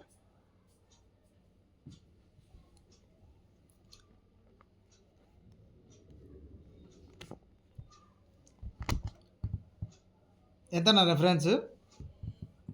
యోహాను సువార్త 1వ అధ్యాయం 46వ వచనం. అందుకు నతనయేలు, నజరేతులో నుండి మంచిదేదైనా రాగలదా అని అతన్ని అడగగా, వచ్చి చూడమని ఫిలిప్పుతో అతనితో అనెను. నతనయేలు, మంచిదేమైనా వస్తుందా నజరే నుంచి, తాగుబోతుల స్థలం నుంచి అని అంటున్నాడు. ನೋಡಿ, ಇಲ್ಲಿ ನತಾನಿಯೇಲನು ಹೇಳ್ತಾ ಇದ್ದಾನೆ ಫಿಲಿಪ್ಪನಿಗೆ, ನಜರೇತಿನ ಯೇಸುವ ಅಂದ್ರೆ ನಜರೇತಿನಿಂದ ಏನಾದ್ರೂ ಒಳ್ಳೇದು ಬರ್ತದ ಅಂದ್ರೆ ಅಲ್ಲಿ ಪರಿಸ್ಥಿತಿ ಏನಂಬುದನ್ನ ಗಮನಿಸಬಹುದು. మనుషులు మామూలుగానే వాళ్ళు సరిగా ఉండరు. అక్కడి నుంచి ఒక ప్రవక్త అయితే యేసు ప్రభు రాజుల రాజు ఆడ నుంచి వస్తాడా అనేసి ఈయనకు ఒక షాకింగ్ అన్నమాట. ಅಂದ್ರೆ ನಥಾನಿಯೇಲನಿಗಿಂತ ಒಂದು ಆಲೋಚನೆ ಏನಂತಂದ್ರೆ ಸಾಧಾರಣವಾಗಿ ಇಲ್ಲಿರುವ ಜನರು ಸರಿ ಇರೋದಿಲ್ಲ. ಮತ್ತೆ ಅಂತ ಒಂದು ಸ್ಥಳದ ಜನರ ಮಧ್ಯದಿಂದ ಒಬ್ಬ ಪ್ರವಾದಿ ಯೇಸು ಆತನು ಪ್ರವಾದಿ ಅಲ್ಲಿಂದ ಬರ್ತಾನ ಅನ್ನುವಂತ ಪ್ರಶ್ನೆ ನಥಾನಿಯೇಲ್ ಅಂತ. ఆ! సో, ఆ స్థలం నుంచి యేసు ప్రభు పెరిగి ఆ ప్రభు తండ్రి ఏం చేసిన ఆయనని ఎంచుకొని ఆయనను అనాయింట్ చేసినాడు అని ఇక్కడ రాయబడి ఉంది. ಮತ್ತೆ ಅಂತ ಒಂದು ಸ್ಥಳದಿಂದ ಆತನು ಬೆಳೆದು ಆತನನ್ನು ದೇವರು ಅಭಿಷೇಕಿಸಿ ಆತ ನಡೆಸಿದನೆಂಬುದಾಗಿ ಇಲ್ಲಿ ನಾವು ನೋಡ್ತಾ ಇದ್ದೇವೆ. ఆ! ఇంకోటి ఈయనేంటి ఈయన అపోస్తల కార్యం 10వ అధ్యాయం 38 దేవుడు ఆయనని అభిషేకించినాడు. శక్తితో ఆయన అనేక విషయాలు స్వస్థ చేసినాడు అనేసి ఇక్కడ పేతురు చెప్తున్నాడు. ಮತ್ತೆ ನೋಡ್ತೇವೆ 10:38 ವಚನದಲ್ಲಿ ಅಪೊಸ್ತಲ ಕೃತ್ಯಗಳಲ್ಲಿ ದೇವರು ತಾನೇ ಆತನನ್ನ ಅಭಿಷೇಕಿಸಿದನು, ಶಕ್ತಿಯಿಂದ ತುಂಬಿಸಿದನು, ಅದಕ್ಕಾಗಿ ಅದನ್ನು ಸ್ವಸ್ಥತೆ ಕಾರ್ಯ ಮಾಡ್ತಾ ಒಳ್ಳೆ ಕಾರ್ಯ ಮಾಡ್ತಾ ಸಂಚರಿಸಿದನು ಅಂತ ಪೇತ್ರನು ಹೇಳ್ತಾ ಇದ್ದಾನೆ. యోహాను సువార్త 18వ అధ్యాయం 36, 37లో యేసు ప్రభు ఏం చెప్తున్నాడో చూడండి. ಯೋಹಾನ ಸುವಾರ್ತೆ 18ನೇ ಅಧ್ಯಾಯ 36, 37 వచనದಲ್ಲಿ యేసు స్వామి ఏంటంತ ಹೇಳ್ತಾನೆ ನೋಡ್ರಿ. యేసు, నా రాజ్యము ఈ లోక సంబంధమైనది కాదు. నా రాజ్యము ఈ లోక సంబంధమైనదైతే నేను యూదులకు అప్పగింపకుండునట్లు నా సేవకులు పోరాడుదురు గాని నా రాజ్యము ఇహ సంబంధమైనది కాదనెను. అందుకు పిలాతు, నీవు రాజువా అని ఆయనను అడగగా, యేసు, నీవన్నట్టు నేను రాజునే. సత్యమును గూర్చి సాక్ష్యమిచ్చుటకు నేను పుట్టితిని. ఇందు నిమిత్తమే ఈ లోకమునకు వచ్చి తిని. సత్య సంబంధి అయిన ప్రతివాడును నా మాట వినుననెను. అందుకు పిలాతు సత్యమనగా ఏమిటని ఆయనతో చెప్పెను. సో ఈ రాజు యేసు ప్రభు ఏ విధంగా ఆయన పరలోక రాజ్యం గురించి మాట్లాడుతున్నాడు కూడా ఇక్కడ వాక్యంలో చూస్తున్నాం. ನೋಡ್ರಿ, ಈ ರಾಜನು ಯೇಸು ಕರ್ತನು ಆತನು ಯಾವ ರೀತಿಯಲ್ಲಿ ಆ ತನ್ನ ರಾಜ್ಯದ ಕುರಿತು ಪರಲೋಕವನ್ನು ಕುರಿತು ಮಾತನಾಡ್ತಾ ಇದ್ದಾನೋ ಈ ವಚನಗಳಲ್ಲಿ ನಾವು ನೋಡ್ತೇವೆ. తర్వాత మత్తయి సువార్త 1వ అధ్యాయం 21వ వచనంలో ಮತ್ತಿನ ಸುವಾರ್ತೆ 1ನೇ ಅಧ್ಯಾಯ 21ನೇ ವಚನದಲ್ಲಿ ಸಹ ನೋಡುವಾಗ, తన ప్రజలను వారి పాపముల నుండి ఆమె యొక్క కుమారుని కనును తన ప్రజలను వారి పాపముల నుండి ఆయనే రక్షించును గనుక ఆయనకు యేసు అను పేరు పెట్టుదు అనెను. ఇక్కడ పేతురు ఇవన్నీ ఎందుకు చెప్తున్నాడు డీటెయిల్ గా అంటే కొర్నేలియస్ కి ఇవన్నీ తెలియదు. ನೋಡ್ರಿ, ಈ ಎಲ್ಲಾ ವಿವರಗಳನ್ನ ಕುರಿತಾಗಿ ಪೇತ್ರನು ಯಾಕೆ ಮಾತನಾಡ್ತೇನೆ ಅಂತಂದ್ರೆ ಕೊರ್ನೇಲಿಯನಿಗೆ ಎಲ್ಲಾ ವಿಷಯಗಳು ಅದನಿಗೆ ಗೊತ್ತಿರ್ಲಿಲ್ಲ. నువ్వు యెహోవా దేవుడిని నీకు తెలుసు కానీ ఆయన ఒక ప్లాన్ అందరినీ ఒక దగ్గర తీసుకురావాలి ఒక కాపరి కింద అన్న ఒక ప్లాన్ ఈ కొర్నేలికి తెలియదు. ಮತ್ತೆ ಕೊರ್ನೇಲಿಯನ ವಿಷಯಕ್ಕೆ ನೋಡುವಾಗ ಆತನು ಧರ್ಮಶಾಸ್ತ್ರ ಪ್ರಕಾರ ಯೆಹೋವ ದೇವರನ್ನು ಆತನು ಹೆಸರನ್ನು ಕೇಳಿದನ ಹೊರತಾಗ್ಲಿ, ಆದ್ರೆ ಆ ದೇವರು ಒಬ್ಬ ಕುರುಬನ ಕೆಳಗೆ ಎಲ್ಲರನ್ನ ಬರಮಾಡ್ಬೇಕೆಂಬ ಇದ್ದಾನೆ ಅನ್ನುವಂತ ವಿಷಯ ಕೊರ್ನೇಲಿಯನಿಗೆ ಗೊತ್ತಿರಲಿಲ್ಲ. సో లేఖనానుసారంగా పేతురు ఆయనకు ఎక్స్ప్లెయిన్ చేస్తూ వస్తున్నాడు. రాజు ఒక మంచి పట్టణంలో కాదు, చాలా చెడ్డ సాక్ష్యం ఉన్న పట్టణం నుంచి ఆయన పెరిగి రాజులకు రాజు ఎందుకు పుట్టినాడంటే అందరినీ వాళ్ళ ಪಾಪಾల నుంచి ಕಾಪಾಡడానికి. ಅದು ನೋಡುವಾಗ ರಾಜಾದಿ ರಾಜನಾಗಿರುವ ಈತನು ಮತ್ತೆ ಆ ಒಂದು ಕೆಟ್ಟ ಹೆಸರುಳ್ಳಂತ ಆ ಪಟ್ಟಣದಿಂದ ಯಾಕೆ ಆತನು ಬೆಳೆದು ಬಂದಿದ್ದಾನೆ ಅಂತಂದ್ರೆ ಆತನು ಎಲ್ಲರನ್ನ ಕೂಡ ತನ್ನ ಹತ್ತಿರಕ್ಕೆ ಬರಮಾಡಿಕೊಳ್ಳೋದಕ್ಕಾಗಿ ಮತ್ತೆ ಪಾಪಗಳಿಂದ ಮುಖ್ಯವಾಗಿ ಅವರೆಲ್ಲ ಪಾಪಗಳನ್ನ ಅವ್ರನ್ನ ಬೆಳೆಸಿ ಕಾಪಾಡುವುದಕ್ಕಾಗಿ ಆತನು ಬಂದಿದ್ದಾನೆ ಅಂತ ವಿಷಯವನ್ನ ಪೇತ್ರನು ಹೇಳ್ತಾ ಇದ್ದಾನೆ. ఇంకోటి ఈయనే దేవుడు అని ఈయనే రాజు అని చెప్పినాడు. ఇప్పుడు ఈయనే దేవుడు అని కూడా చెప్తున్నాడు. ಮತ್ತೆ ಇಲ್ಲಿವರೆಗೆ ಆತನು ಈತನೇ ಕರ್ತನು ಮತ್ತೆ ರಾಜನು ಎಂಬುದಾಗಿ ಹೇಳ್ತಾ ಮತ್ತೆ ಈಗ ನೋಡುವಾಗ ಈತನೇ ಆ ದೇವರು ಎಂಬುದಾಗಿ ಸಹ ಪೇತ್ರನು ಹೇಳ್ತಾ ಇದೆ. యోహాను సువార్త 10వ అధ్యాయం 30వ వచనం తర్వాత 38వ వచనం. యోహాను సువార్త 10ನೇ అధ్యాయ 30ನೇ వచನ ನಂತರ 38ನೇ వచನ. 38 అన్న 38. ఓకే. నేనును తండ్రిను ఏకమై ఉన్నామని వారితో చెప్పెను. యూదులు ఆయనను కొట్టవలనని మరలా రాళ్ళు చేత పట్టుకొనగా చేసిన ఎడల నన్ను నమ్మకున్నను తండ్రి నా యందును నేను తండ్రి యందును ఉన్నామని మీరు గ్రహించి తెలుసుకున్నట్లు ఆ క్రియలను నమ్ముడని వారితో చెప్పెను. యోహాను సువార్త 14 అధ్యాయం 9-10. ಯೋಹಾನ ಸುವಾರ್ತೆ 14ನೇ ಅಧ್ಯಾಯ 9-10 ವಚನಗಳು. యేసు ఫిలిప్పు, నేనింతకాలము మీ యొద్ద ఉండినను నీవు నన్ను ఎరుగవా? నన్ను చూచిన వాడు తండ్రిని చూచి ఉన్నాడు గనుక తండ్రిని మాకు కనపరచుమని ఏల చెప్పుచున్నావు? తండ్రి యందు నేనును నా యందు తండ్రియు ఉన్నామని నీవు నమ్ముటలేదా? నేను మీతో చెప్పుచున్న మాటలు నా అంతటి నేను చెప్పుటలేదు. తండ్రి నా యందు నివసించుచు తన క్రియలు చేయుచున్నాడు. ఇది యేసు ప్రభు ఒక యూద మతంలో నుంచి లేదా యూద గోత్రం నుంచి పుట్టిన వ్యక్తి ఈ మాటలు చెప్తే అది ఒక దూషణ. అది ಯಹೂದ್ಯರಲ್ಲಿ ಆತನು ಜನಿಸಿದವನಾಗಿ ಅವರ ದೃಷ್ಟಿಯಲ್ಲಿ ಈತನು ಸಾಧಾರಣ ಮನುಷ್ಯ ಎಂಬುದಾಗಿ ಅಂದುಕೊಂಡಿರುವಾಗ ಅವರು ಅಂದುಕೊಳ್ತಾ ಇದ್ದಾರೆ, ಯೇಸು ಸ್ವಾಮಿ ಈ ಮಾತನ್ನು ಹೇಳುವಾಗ ಇದು ದೇವದೂಷಣೆ ಎಂಬುದಾಗಿ ಅವರು ಅಂದುಕೊಳ್ತಾ ಇದ್ದಾರೆ. అందుకే యాజకుల రాళ్లతో కొట్టడ చంపేద్దామని వచ్చినారు. ಅದಕ್ಕೆ ಯಾಜಕರು ಫರಿಸಾಯರು ಆತನನ್ನ ಕಲ್ಲುಗಳು ಎಸೆದು ಕೊಂದಾಕ್ಬಿಡ್ಬೇಕೆಂಬುದಾಗಿ ಬರ್ತಾ ಇದ್ದಾರೆ. ఇప్పుడు ఆయన ఏమంటాడు, నేను దేవుడిని, నా తండ్రి నాలో ఉన్నాడు, నేను తండ్రితో ఉన్నాను అని ఆయన ఇన్ని వాక్యాల ద్వారా ఆయన ప్రజలకు బయలుపరుస్తున్నాడు. నేను దేవుణ్ణి, ఇమాన్యుయల్ దేవుణ్ణి అని. ನೋಡ್ರಿ, ಜನರಿಗೆ ಆತನು ತಾನು ಯಾರೆಂಬುದನ್ನ ಸ್ಪಷ್ಟಪಡಿಸ್ತಾ ಇದ್ದಾನೆ. ತಾನು ದೇವರಾಗಿದ್ದಾನೆಂಬುದನ್ನ ಮತ್ತು ತಾನು ಇಮ್ಮಾನುವೆಲ್ನಾಗಿದ್ದಾನೆಂಬುದನ್ನ ಆ ವಿಷಯವನ್ನ ಯೇಸು ಸ್ವಾಮಿ ಸ್ಪಷ್ಟಪಡಿಸಿ ಹೇಳ್ತಾ ಇದ್ದಾನೆ. దానికి సాదృశ్యంగా అనేకమైన అద్భుత కార్యాలు చేసినాడు. ಅದಕ್ಕೆ ಸಾಕ್ಷಿಯಾಗಿ ಆತನು ಅನೇಕ ಅದ್ಭುತ ಕಾರ್ಯಗಳನ್ನು ಕೂಡ ಮಾಡಿದ್ದಾನೆ. దయ్యాలను ఎలగొట్టినాడు, ದೆವ್ವಗಳನ್ನ ಹೊರಡಿಸಿದ್ದಾನೆ, చనిపోయిన వాళ్ళని తిరిగి లేపినాడు, ಸತ್ತವ್ರನ್ನ ಆತನು ತಿರುಗಿ ಎಬ್ಬಿಸಿದ್ದಾನೆ. ఇది పేతురు కొర్నేలికి ఆయనకు చూపిస్తున్న ఏంటంటే యేసు ప్రభు దేవుడు అని కొర్నేలితో మాట్లాడుతున్నాడు. ಮತ್ತೆ ಈ ಎಲ್ಲ ವಿಷಯಗಳನ್ನ ಪೇತ್ರನ ಕೊನ್ನೊಟ್ಟಿಗೆ ತಿಳಿಸ್ತಾನೆ. ಕಾರಣ ಏನಂತಂದ್ರೆ ಯೇಸು ಸ್ವಾಮಿ ಆತನು ದೇವರಾಗಿದ್ದಾನೆ ಅನ್ನೋ ವಿಷಯನ ಆತನು ಗ್ರಹಿಸ್ಕೊಳ್ಬೇಕೆಂಬುದಾಗಿ.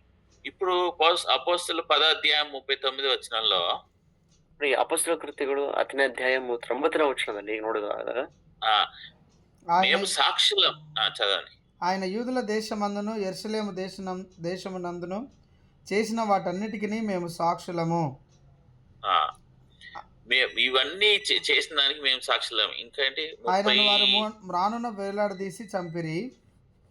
దేవుడు ఆయనను 3వ దినమున లేపి ప్రజలకందరికీ కాక దేవుని చేత ముందుగా ఏర్పరచబడిన సాక్షులకే. ఇప్పుడు పేతురు ఏమంటాడు, ఈ దేవుణ్ణి వీళ్ళు శిలువ మీద చంపినారు. ಪೇತ್ರ ಏನಂತ ಹೇಳ್ತಿದ್ದಾನೆ, ಈ ದೇವರಾಗಿರುವ ಕರ್ತನನ್ನ ಅವರು ಶಿಲುಬೆ ಮೇಲೆ ಅವರು ಸಾಯಿಸಿದರು. ఆయన మరణించినాడు, తిరిగి లేచినాడు. అతను మరణిಸಿ ನಂತರ మృత్యుంజయనాಗಿ తిరిగి ఎద్దిದ್ದಾನೆ. సో ఆయన దేవుడు అద్భుతాలు చేసినన్ని మేము కళ్ళతో చూసినాం. అతను దేవుడు అతను ಮಾಡಿದ ಅದ್ಭುತ ಕಾರ್ಯಗಳೆಲ್ಲ ನಮ್ಮ ಕಣ್ಣಾರೆ ನಾವು ನೋಡಿದ್ದೇವೆ ಎಂಬುದಾಗಿ ಸಾಕ್ಷಿ ಹೇಳ್ತಾ ಇದ್ದಾನೆ. స్వస్థత చేసినది మేము చూసినాం. ಸ್ವಸ್ಥತೆ ಮಾಡಿದ್ದು ನಾವು ನೋಡಿದ್ದೇವೆ. ఆయనని ఏ విధంగా శిలువ మీద వేసి చంపినారు అది చూసినాం. అతను ಶಿಲುಬೆಗೆ ಹೇಗೆ ಜಡಿದು ಸಾಯಿಸಿದ್ರು ಅದನ್ನ ನಾವು ನೋಡಿದ್ದೇವೆ. ఆయన మరణించి తిరిగి లేచింది కూడా మేము చూసినాం. అతను మరణిಸಿ సత్తు తిరిగి ఎద్దంతದನ್ನು కూడా ನೋಡಿದ್ದೇವೆ. ఆ సాక్ష్యమైన అపోస్తల కార్యం 1వ అధ్యాయం 2వ అధ్యాయంలో అక్కడ క్లియర్ రాయబడింది. ಮತ್ತೆ ಈ ವಿಷಯವನ್ನು ಕುರಿತು ಪೇತ್ರನೇ ಸಾಕ್ಷಿ ಕೊಟ್ಟದ್ದು ಅಪೊಸ್ತಲ ಕೃತ್ಯಗಳು 1ನೇ ಅಧ್ಯಾಯ 2ನೇ ಅಧ್ಯಾಯದಲ್ಲಿ ಸ್ಪಷ್ಟವಾಗಿ ಬರೆಯಲ್ಪಟ್ಟಿದೆ.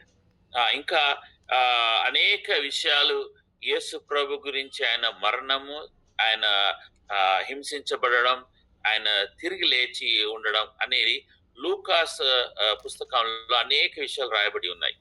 ಲೂಕ ಪುಸ್ತಕದಲ್ಲಿ ನೋಡುವಾಗ ಆತನ ಮರಣ, ಆತನಿಗೆ ಆಗಿದಂತ ಶ್ರಮೆ, ಹಿಂಸೆ ಮತ್ತು ಆತನ ಪುನರುತ್ಥಾನ, మరణವನ್ನು జయిసేదంతది అనేక విషయಗಳು బరలపట్టిವೆ.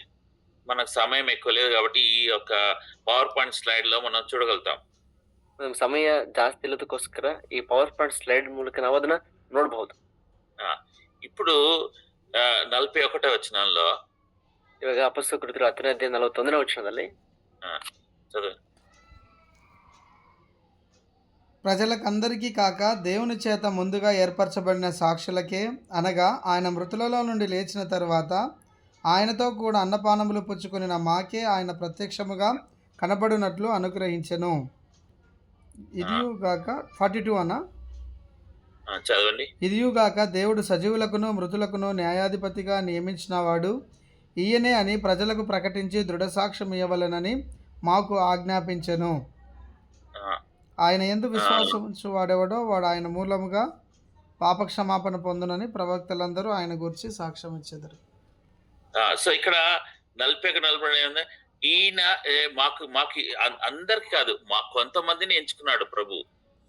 ಅದು ಹೇಳ್ತಿದ್ದಾನೆ ಎಲ್ಲರಿಗೆ ಅಲ್ಲ, ಆದ್ರೆ ತಾನು ಆರಿಸಿಕೊಂಡಂತ ಕೆಲವರಿಗೆ ಎಂಬುದಾಗಿ ಆತ ಹೇಳ್ತಾ ಇದ್ದಾನೆ. ఆయనతో తిని తాగిన వాళ్ళు, ಆತನೊಂದಿಗೆ ಊಟ ಮಾಡಿ ಪಾನ ಸೇವಿಸಿದವರು, తిరిగి లేచిన తర్వాత కూడా మాతో తిని తాగినాడు. తిరిగి ఎద్ದ ನಂತರ ಕೂಡ ಆತನ ಮುಂದೆ ಅನ್ನಪಾನಗಳನ್ನ ಆತನೊಂದಿಗೆ ನಾವು ತೆಗೆದುಕೊಂಡೆವು. సమయం లేదు కానీ ఒట్టి రెఫరెన్సెస్ చెప్తాను. లూకా 24:30, యోహాను సువార్త 21:13.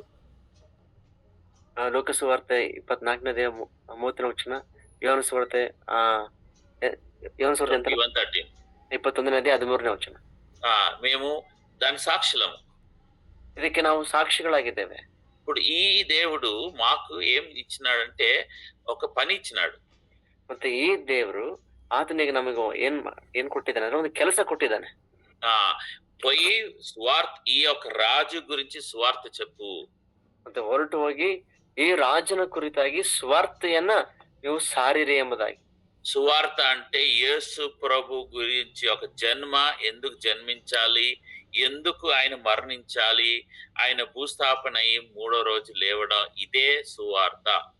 ಸುವಾರ್ತೆ ಎನ್ನುವಾಗ ಕರ್ತನಾದ ಯೇಸು ಕ್ರಿಸ್ತನು ಯಾರು, ಆತನ ಲೋಕದಲ್ಲಿ ಯಾಕೆ ಜನಿಸಿದನು, ಮತ್ತೆ ಆತ ನಮಗೋಸ್ಕರ ಶಿಲುಬೆಯಲ್ಲಿ ಏನು ಮಾಡಿದನು, ಮತ್ತೆ ಯಾವ ರೀತಿ ಆತನು ಪುನರುತ್ಥಾನನಾಗಿ ಎದ್ದನು ಸಜೀವನಾಗಿ, ಈ ವಿಷಯವನ್ನು ಕುರಿತು ಆತನ ಕುರಿತು ತಿಳಿಸುವಂತದ್ದೇ ಸುವಾರ್ತೆಯಾಗಿದೆ. గ్రీక్ లో న్యాయం తీర్చుట అంటే క్రినో అంటారు. ಗ್ರೀಕ್ ಭಾಷೆಯಲ್ಲಿ ನ್ಯಾಯ ತೀರಿಸುವುದನ್ನ ಕ್ರಿನೋ ಎಂಬುದಾಗಿ ಕರೀತಾರೆ. కేవలం దేవునికే న్యాయం తీర్చే ఒక అర్హత ఉంది, లేకపోతే ఆయనకు అథారిటీ ఉంది. ನೋಡ್ರಿ, ಕೇವಲ ನ್ಯಾಯ ತೀರಿಸುವಂತ ಅಧಿಕಾರ ದೇವರಿಗೆ ಮಾತ್ರವೇ ಇದೆ. సో ఇప్పుడు పేతురు చెప్తున్నాడు, ఆ ఒక న్యాయాధిపతి, ఆ ఒక ప్రభు న్యాయం తీర్చబోతున్నాడు. చనిపోయిన వాళ్ళు, జీవించిన వాళ్ళు. ಇಲ್ಲಿ ಪೇತ್ರನು ಆ ನ್ಯಾಯಾಧಿಪತಿಯಾಗಿರುವ ಕರ್ತನು ಸತ್ತವರಿಗೂ ಮತ್ತು ಬದುಕಿರುವವರಿಗೂ ನ್ಯಾಯವನ್ನ ತೀರಿಸುವಾತನಾಗಿದ್ದಾನೆ ಎನ್ನುವುದರ ವಿಷಯವನ್ನ ಹೇಳ್ತಾ ಇದ್ದಾನೆ. ఇది అపోస్తల కార్యం 17:31 అపొస్తలుల కృత్యಗಳು 17:31 ఎందుకనగా తాను నియమించిన మనుషుని చేత నీతిని అనుసరించి భూలోకమునకు తీర్పు తీర్చబోయేడు ఒక దినము నిర్ణయించి ఉన్నాడు. మృతులలో నుండి ఆయనను లేపినందున దీని నమ్ముట అందరికీ ఆధారం కలగజేసి ఉన్నాడు. సో ఒక దినం ఉన్నది, ఆ రోజు ఒక తీర్పు దినం ఉన్నది. ಒಂದು ದಿನ ಇದೆ, ನ್ಯಾಯವನ್ನ ತೀರಿಸುವ ನ್ಯಾಯ ವಿಚಾರಣೆಯ ದಿನ. అందరూ తీర్పులోకి వస్తారు. ಎಲ್ಲರೂ ಆ ಒಂದು ನ್ಯಾಯ ವಿಚಾರಣೆಗೆ ಬರ್ತಾರೆ. 1 Thessalonians chapter 1 verse 9. 1ನೇ ಥೆಸಲೋನಿಕ 1ನೇ ಅಧ್ಯಾಯ 9ನೇ ವಚನ. మీ యొద్ద మాకెట్టి ప్రవేశము కలిగనో అక్కడి జనులు మమ్మను గూర్చి తెలియజెప్పుచున్నాను. మరియు మీరు విగ్రహములను విడిచిపెట్టి జీవముగలవాడును సత్యవంతుడనగు దేవునికి దాసులగుటకు దేవుడు మృతులలో నుండి లేపిన యేసు, అనగా రాబోవు ఉగ్రత నుండి మనలను తప్పించుచున్న ఆయన కుమారుడైన యేసు పరలోకం నుండి వచ్చునని ఎదురు చూచుటకును మీరెలాగూ దేవుని వైపునకు తిరిగితిరో ఆ సంగతి వారే తెలియజేయుచున్నారు. ఇప్పుడు ఈ యొక్క ప్రభు న్యాయం చేయబోతున్నాడు, తీర్పు తీరబోతున్నాడు. ఆ ఒక దినం ఉన్నది, దాన్ని వైట్ థ్రోన్ జడ్జ్మెంట్ అంటారు. ಈ ಕರ್ತನಾದ ಯೇಸು ಸ್ವಾಮಿ ಆತನು ನ್ಯಾಯ ತೀರಿಸುವಾತನಾಗಿದ್ದಾನೆ. ಆತನು ಈ ನ್ಯಾಯ ತೀರಿಸುವಂತ ಆ ಒಂದು ಸಮಯ ಬಂದಾಗ ಆ ಧವಳ ಸಿಂಹಾಸನ ಆತನು ಕೂತು ಅವನಾಗಿ ನ್ಯಾಯ ತೀರಿಸ್ತಾನೆ ಅಂತ ವಿಷಯ ಪ್ರಕಟಣೆಗಳನ್ನೆಲ್ಲ ನೋಡ್ತೇವೆ. 2 ತಿಮೋತಿ 4:8. 2 ತಿಮೋತಿ 4:8 ವಚನ. ఇక మీదట నా కొరకు నీతి కిరీటం ఉంచబడి ఉన్నది. ఆ దినమందు నీతిగల న్యాయాధిపతి అయిన ప్రభు అది నాకు మాత్రమే కాకుండా తన ప్రత్యక్షతను ఆపేక్షించు వారికి అందరికీ అనుగ్రహించును. ఆ, ఒక ఒక న్యాయ దినం అన్నది ఆ రోజు అందరికి తీర్పు వస్తుంది అని క్లియర్ గా ఇక్కడ లేఖనాల్లో మనం చూస్తున్నాం. ನ್ಯಾಯ ವಿಚಾರಣೆಯ ದಿನ ಒಂದಿದೆ. ದೇವ್ರ ನ್ಯಾಯ ತೀರಿಸುವ ದಿನ. ಆ ದಿನ ಎಲ್ಲರಿಗೆ ದೇವರಾತನು ನ್ಯಾಯವನ್ನು ವಿಚಾರಿಸ್ತಾನೆ ಮತ್ತು ನ್ಯಾಯ ತೀರಿಸ್ತಾನೆ ಅಂತ ವಿಷಯ ಲೇಖನ ಈ ಒಂದು ವಚನ ನೋಡ್ತೇವೆ. ప్రకటన 19:11 వచనం. ಪ್ರಕಟಣೆ 19:11 ವಚನ.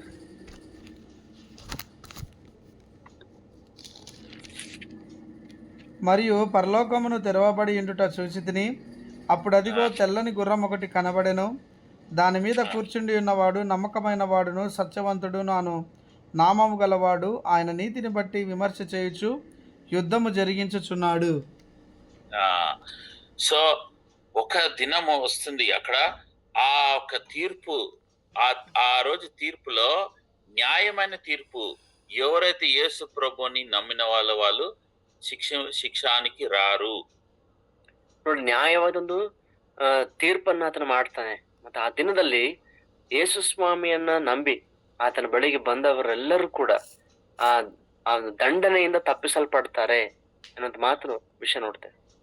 ఇప్పుడు అపోస్తలుల కార్యం 10వ అధ్యాయం 43వ వచనంలో చూస్తే, అపోస్తలుల కృత్యಗಳು 10ನೇ అధ్యాయం 43వ వచనం ನೋಡೋದಾದ್ರೆ, ఆయన యందు విశ్వాసం ఉంచు వాడెవడో వాడు ఆయన నామం మూలముగా పాపక్షమాపణ పొందునని ప్రవక్తలందరూ ఆయనను గూర్చి సాక్ష్యమిచ్చుచున్నారనెను. పాప క్షమాపణ అందరికి ఇవ్వబడను ఈ నామం బట్టి. ಯೇಸು ಎನ್ನುವಂತ ನಾಮವ ನಿಮಿತ್ತವಾಗಿ ಆತ ನಾಮದ ಮೂಲಕ ಪಾಪ ಪರಿಹಾರ ಎನ್ನುವಂತ ವಿಷಯ ಎಲ್ಲರಿಗೂ ಸಹ ಆ ಪಾಪ ಪರಿಹಾರ ಕೊಡಲ್ಪಡ್ತದೆ. ಎಫೆಸಿಯನ್ಸ್ 1:7. ಎಫೆಸರ ಪತ್ರಿಕೆ 1ನೇ ಅಧ್ಯಾಯ 7ನೇ ವಚನ.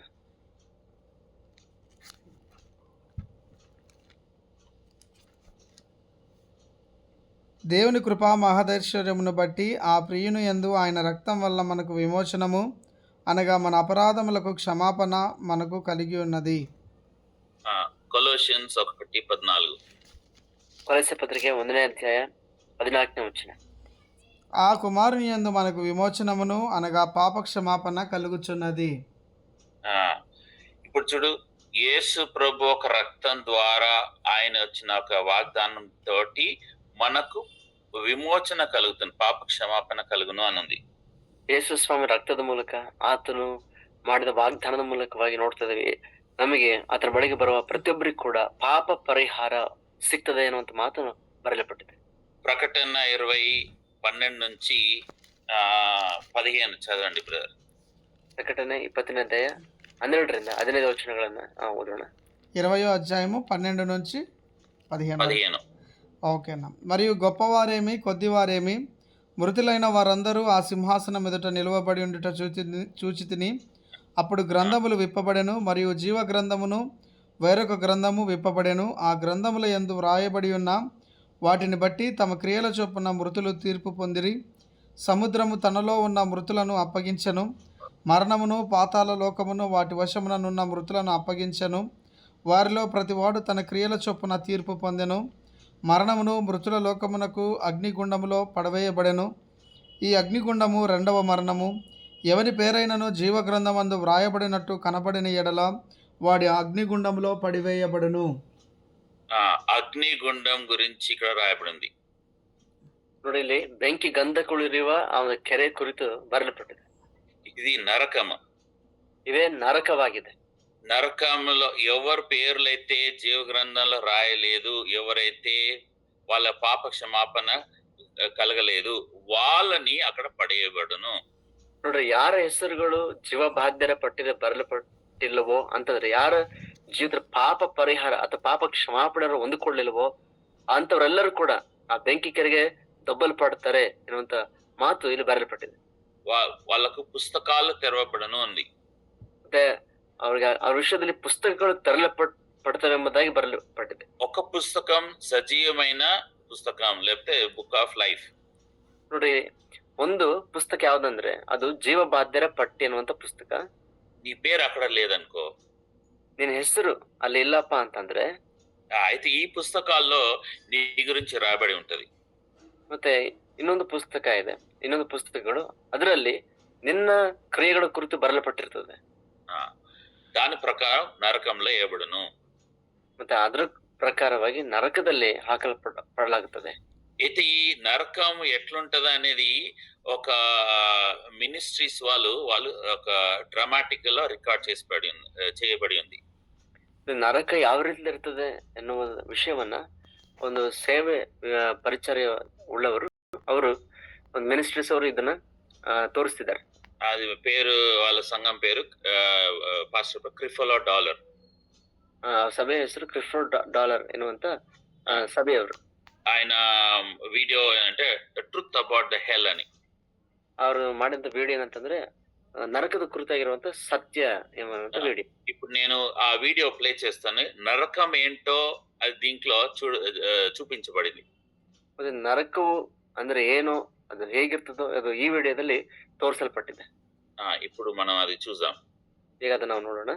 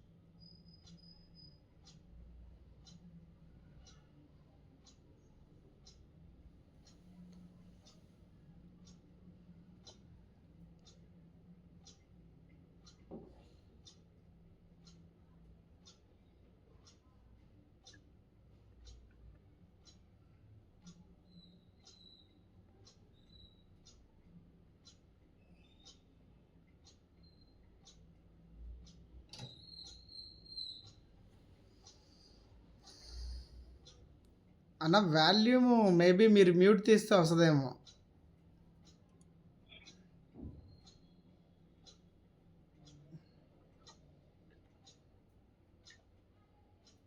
సో మీరు తర్వాత చూడొచ్చు ఈ వీడియో, ఎస్ బ్రదర్. నేను పంపిస్తాను పవర్ పాయింట్ లో. సో ఇది ఒక నరకం గురించి, ఒక సిస్టర్ కి మరణించి తిరిగి లేచినప్పుడు ఆ ఒక ఎక్స్పీరియన్స్ అది ఇక్కడ ಡ್ರಾಮಾಟಿಕ್ లో ಕ್ರಿಯೇಟ್ చేయబడింది. ಒಬ್ಬ ಸಹೋದರಿ ಅವರು ಸತ್ತಂತ ಸಂದರ್ಭದಲ್ಲಿ ಆಗಿದಂತ ಅನುಭವ ಮತ್ತೆ ಅವರು ತಿರುಗಿ ಬದುಕಿದ ಮೇಲೆ ತಿಳಿಸಿದಂತ ವಿಷಯಗಳನ್ನ ಒಂದು ಚಿತ್ರ ರೂಪದಲ್ಲಿ ಅವರು ಮಾಡಿ ತೋರಿಸಿದ್ದಾರೆ. తర్వాత రెండోది నరకం గురించి ఎట్లుంటది అంటే 1900 శతాబ్దంలో ಎರಡನೇ ವಿಷಯ ನರಕ ವಿಷಯದಲ್ಲಿ ಅದು ಹೇಗಿರುತ್ತೆ ಅಂತ ನೋಡುವಾಗ 19ನೇ ಒಂದು ಶತಮಾನದಲ್ಲಿ అది కూడా మీకు పవర్ పాయింట్ లో పంపించినప్పుడు చూడండి. ఆ నరకంలో రష్యా అనే ఒక సైబరియా ప్లేస్ లో వాళ్ళు డ్రిల్ చేసినారంట ఒక 9 meters హోల్స్ తోటి. ಮತ್ತೆ ರಷ್ಯಾ ದೇಶದಲ್ಲಿ ಕೆಲವು ಶಾಸ್ತ್ರಜ್ಞರು 9 ಮೀಟರ್ ಸುತ್ತಳತೆಯ ಒಂದು ಸುತ್ತಳತೆಯಲ್ಲಿ ಅವರು ತೋಡಿದ್ದಾರೆ. సో ఒక జియాలజిస్ట్ పేరు డాక్టర్ అజోకావ్ అనే వ్యక్తి 2000 feet వరకు ఆ బోర్ చేస్తున్నారంట. ಒಬ್ಬ ಶಾಸ್ತ್ರಜ್ಞರು ಅವರು 2000 ಅಡಿ ಆಳವರೆಗೆ ಆ ಒಂದು ಬೋರ್ನ ಹಾಕಿದಾರೆ, ತೋಡ್ಕೊಂತ ಹೋಗಿದ್ದಾರೆ ಒಳಗೆ ಭೂಮಿಯಲ್ಲಿ. సో లోపల పోతున్నా అది టెంపరేచర్ పెరుగుతా ఉందంట. ಒಳಗೆ ಹೋದಂತೆಲ್ಲ ಅಲ್ಲಿ ಉಷ್ಣೋಗ್ರತೆ ಬೆಳಿತಾ ಇದೆ, ಜಾಸ್ತಿ ಆಗ್ತಾ ಇದೆ. 2000 Fahrenheit వరకు పోయిందంట. 2000 Fahrenheit వರೆಗೆ ಹೋಗಿದೆ ಉಷ್ಣೋಗ್ರತೆ. వాళ్ళ మెటీరియల్ అని అది మెల్ట్ అయితా వస్తున్నది. ಅವರೆಲ್ಲ ಉಪಕರಣಗಳು ಕರಿగి ಹೋಗ್ತಾ ಇದೆ. సో అక్కడ నుంచి కొన్ని శబ్దాలు వినబడుతున్నాయంట. అಲ್ಲಿంದ ಕೆಲವು శబ్దಗಳು ಕೇಳಿಸ್ತಾ ఇವೆ. సో ఆ శబ్దాలు ఏంటని వాళ్ళు ఒక మైక్రోఫోన్ పంపించి వాళ్ళు 39 seconds దాన్ని రికార్డ్ చేస్తున్నారట. ಆ ಮೈಕ್ರೋಫೋನ್ ಕಳಿಸ್ಬಿಟ್ಟು ಭೂಮಿ ಆಳದಲ್ಲಿ 39 ಸೆಕೆಂಡ್ ವರೆಗೆ ಅದನ್ನ రికార్డ్ ಮಾಡಿದ್ದಾರೆ. ఆ ఒక సౌండ్స్ ఏందో నేను మీకు పవర్ పాయింట్ పంపిస్తా, మీరు చూడండి. అది లాస్ట్ స్లైడ్ లో ఉంటుంది. పవర్ పాయింట్ ಆಮೇಲೆ ಅಣ್ಣರು ಕಳಿಸ್ತಾರೆ, ಅದ್ರಲ್ಲಿ ಅದನ್ನ ನಾವು ನೋಡಬಹುದು, ಕೇಳಬಹುದು. సో నరకం అనేది అదొక వాస్తవ విషయం. ನರಕ ಅಂತಕ್ಕಂಥದ್ದು ಅದು ನಿಜವಾಗಿ ಕೂಡ ಇರುವಂತ ಒಂದು ವಿಷಯ. ఎంత దారుణమైన పరిస్థితి అది. అది ಎಷ್ಟು భయంకరವಾದಂತ ಒಂದು ಪರಿಸ್ಥಿತಿ. ధనికుడు లూక 16లో రాయబడింది అక్కడ. ಲೂಕನ ಸುವಾರ್ತೆ 16ನೇ ಅಧ್ಯಾಯದಲ್ಲಿ ಆ ಒಂದು ಧನವಂತನ ಕುರಿತು ನಾವು ನೋಡ್ತೇವೆ. ఎట్లా ఆయన దాహం గురించి తప్పిస్తున్నాడని, ಮತ್ತೆ ನೀರಿಗಾಗಿ ದಾಹ ಎಂಬುದಾಗಿ ಎಷ್ಟು ಅದನ್ನು ಪರಿತಪಿಸ್ತಾ ಇದ್ದಾನೆ ಎಂಬುದಾಗಿ ಅಲ್ಲಿ ನಾವು ನೋಡ್ತೇವೆ. సో దేవుడు మనల్ని అక్కడ పంపియద్దు అని దేవునికి ఉద్దేశం. ಮತ್ತೆ ನಮ್ಮನ್ನಲ್ಲಿ ಎಷ್ಟು ಮಾತ್ರಕ್ಕೂ ಕಳಿಸಬಾರದು ಎನ್ನುವುದೇ ದೇವರ ಉದ್ದೇಶ. అందుకు ప్రభు ఏం చేస్తున్నాడంటే ఆయన కుమారుని పంపించి మనల్ని రక్షించడానికి ఆయన రక్తం ద్వారా మనల్ని కొన్నాడు. ಅದಕ್ಕೆ ದೇವರು ಏನ್ ಮಾಡಿದ ಅಂದ್ರೆ ತನ್ನ ಮಗನನ್ನ ಕಳುಹಿಸಿ ಆತನ ರಕ್ತದ ಮೂಲಕ ನಮ್ಮೆಲ್ಲರ ಆತನು రక్షించుకొండిదాన్ని. పేతురు కొర్నేలిని కాపాడడానికి ప్రభు పేతురుని ఎంచుకొని ఈ యొక్క సందేశం కొర్నేలికి తీసుకొచ్చినాడు. పేతురుನ ಕೊರ್ನೇಲಿಯನ್ನು ರಕ್ಷಿಸಿಕೊಳ್ಳುವುದಕ್ಕಾಗಿ ದೇವರು పేతురుನ ಕಳಿಸಿ ಅವರಿಗೆ ಈ ಸಂದೇಶವನ್ನು ಆತನು ಕೊಡ್ತಾ ಇದ್ದಾನೆ. ఆయన ఇప్పుడు ఇదంతా చెప్తున్నప్పుడు లాస్ట్ లో అపోస్తల కార్యం 10వ అధ్యాయం 44 వచనం చదవండి. ಮತ್ತೆ ಕೊನೆಯದಾಗಿ ನೋಡ್ತೇವೆ ಅಪೊಸ್ತಲರ ಕೃತ್ಯಗಳು 10ನೇ ಅಧ್ಯಾಯ 44ನೇ ವಚನ ನೋಡುವಾಗ, పేతురు ఈ మాటలు ఇంకా చెప్పుచుండగా అతని బోధ విన్న వారందరి మీదికి పరిశుద్ధాత్మ దిగెను. అంటే అందరూ నమ్మినారు. ಅಂದ್ರೆ ಕುಳಿತವ್ರು ಎಲ್ಲರೂ ಕೇಳಿದ ಎಲ್ಲರೂ ಕೂಡ ನಂಬಿದ್ದಾರೆ. వాళ్ళందరికి అర్థమైంది నరకం అంటే ఏంటో. నరకం ಅಂತಂದ್ರೆ ಏನೋ ಅವರೆಲ್ಲರಿಗೂ ಅರ್ಥವಾಯಿತು. మీలో ఎంతమంది ఇంకా తిరిగి జన్మించలేదు?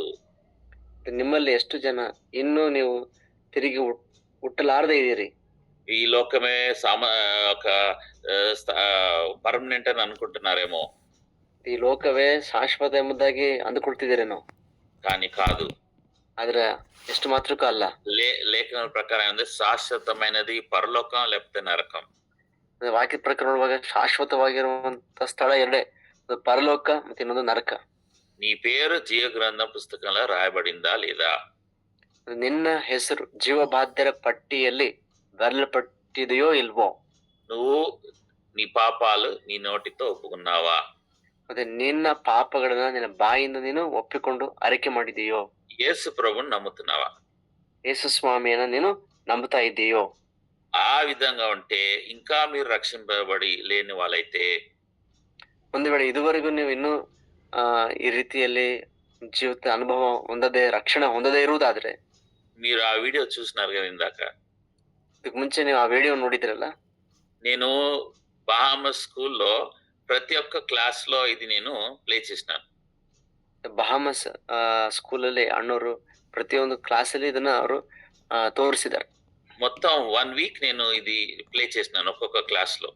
ಒಂದೊಂದು ಕ್ಲಾಸ್ ಅಲ್ಲಿ ತರಗತಿలో ಒಂದು ವಾರ ಅವರು ಇದನ್ನ ಅಲ್ಲಿ ತೋರಿಸಿದ್ದಾರೆ. చాలా గర్వంగా గొప్పగా మాట్లాడే స్టూడెంట్స్ కూడా, ಬಹಳ ಗರ್ವವಾಗಿ ಅಹಂಕಾರದಿಂದ ಮಾತನಾಡುವಂತ ವಿದ್ಯಾರ್ಥಿಗಳು ಕೂಡ కింద పడిపోయి ఏడ్స్తూ, సార్ మాకు చూపియద్దు, మేము అక్కడికి పోము సార్, మాకు అర్థమైపోయింది, చాలు సార్, ఏడుస్తూ ఏడుస్తూ క్లాస్ అంతా ఏడుస్తున్నారు. ಮತ್ತೆ ಅವ್ರು ಎಷ್ಟರ ಮಟ್ಟಿಗೆ ಹುಡುಗರು ಅರ್ಥ ಮಾಡ್ಕೊಂಡು ಅವ್ರು ಹತ್ತಾರ ಅಂತಂದ್ರೆ ಕೆಳಗೆ ಬಿದ್ದು ಹೊರಲಾಡ್ತಾ, ಸಾರ್ ಅದು ನಮಗೆ ತೋರಿಸ್ಬಿಡ್ರಿ, ನಾವ್ ಅಲ್ಲಿಗೆ ಹೋಗಕ್ ಇಷ್ಟಪಡಲ್ಲ, ನಮ್ಗೆ ಬೇಡ ಎಂಬುದಾಗಿ ಅವರು ಹೇಳುವವರಾಗಿದ್ರು. చూడడానికి కూడా భయంగా ఉన్నది. ನೋಡ್ಲಿಕ್ಕೆ ಕೂಡ ಬಹಳ ಭಯಂಕರವಾಗಿದೆ. 150 మంది స్టూడెంట్స్ ఒక్క వారంలో తిరిగి జన్మించినారు ఈ యొక్క వీడియో ద్వారా. ಈ ವಿಡಿಯೋ ಮೂಲಕವಾಗಿ ನೋಡುವಾಗ 158 ಮಂದಿ ವಿದ್ಯಾರ್ಥಿಗಳು ಅದನ್ನ ರಕ್ಷಣೆ ಹೊಂದಿದ್ದಾರೆ, ತಿರುಗಿ ಅವ್ರು ಹುಟ್ಟಿದವರಾಗಿದ್ರು. నేను పవర్ పాయింట్ పంపిస్తాను, మీరు తీరుగా చూడండి. ಆ ಪವರ್ ಪಾಯಿಂಟ್ ಕಳಿಸಲಾಗುತ್ತೆ, ನೀವು ಬಿಡು ಮಾಡ್ಕೊಂಡು ನೋಡ್ರಿ. అక్కడ వెళ్ళకుండా ఉండాలి అని అనే వాళ్ళైతే, ಅಂತ ಒಂದು ಯಾತನ ಸ್ಥಳಕ್ಕೆ ಹೋಗಬಾರದು ಎಂಬುದಾಗಿ ಯಾರಾದ್ರೂ ನೀವು ಇರುವುದಾದ್ರೆ, మీ చెయ్యి ఎత్తి చూపించని మేము మీ గురించి ప్రార్థన చేస్తాం.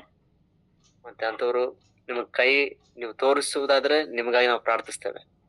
ఇంకా మీరు రక్షణ లేని వాళ్ళైతే, ಇನ್ನು ನೀವು ರಕ್ಷಣೆ ಹೊಂದಲಾರದೆ ನೀವು ಇರುವುದಾಗಿದ್ದು ಮತ್ತೆ ಈಗ ರಕ್ಷಣೆ ಹೊಂದಬೇಕು ಎನ್ನುವುದಾದ್ರೆ ಅಂತ ನಿಮ್ ಕೈಯನ್ನು ತೋರಿಸಬಹುದು. మీ స్క్రీన్ లో మీరు ఆ చేయి చూపిస్తారు కదా, చూపించండి. ಮತ್ತೆ ನೀವು ಹ್ಯಾಂಡ್ ರೈಸ್ ಮಾಡ್ತಿರಲ್ಲ, ಗೂಗಲ್ ಮೀಟ್ ಅಲ್ಲಿ ಜಾಯ್ನ್ ಆಗಿರುವಾಗ ನೀವು ಆ ರೀತಿಯಲ್ಲಿ ಹ್ಯಾಂಡ್ ರೈಸ್ ಮಾಡಿ ತೋರಿಸಬಹುದು. ఈ రోజే మీరు రక్షింపబడాలి, ಮತ್ತೆ ಇವತ್ತೇ ನೀವು ರಕ್ಷಿಸಲ್ಪಡಬೇಕು. లేదంటే నరకం. ಇಲ್ಲಪ್ಪ ಅಂತಂದ್ರೆ ಘೋರ ನರಕ ಇದೆ.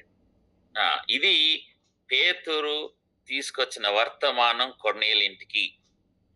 కొర్నేలిನ మನೆಗೆ ಪೇತ್ರನು ತಂದಂತ ಸಂದೇಶ ಇದಾಗಿದೆ. మనం ప్రార్థన చేసుకుందాం, ನಾವು ಪ್ರಾರ್ಥನೆ ಮಾಡೋಣ. ఈ సమయంలో ఎవరైనా ఇంకా రక్షణ లేని వాళ్ళు మీరు చేయెత్తే బ్రదర్ ప్రార్థన చేస్తాడు. ಮತ್ತೆ ಇನ್ನೂ ರಕ್ಷಣೆ ಹೊಂದಲಾರದು ಯಾರಾದ್ರೂ ಇರುವುದಾದ್ರೆ ನೀವು ಹ್ಯಾಂಡ್ ರೈಸ್ ಮಾಡೋದ್ರ ಮೂಲಕ, ನೀವು ಕೈ ತೋರಿಸೋದ್ರ ಮೂಲಕ ತಿಳಿಯಪಡಿಸೋದಾದ್ರೆ ಸಹೋದರರು ನಿಮ್ಗೋಸ್ಕರ ಪ್ರಾರ್ಥಿಸ್ತಾರೆ.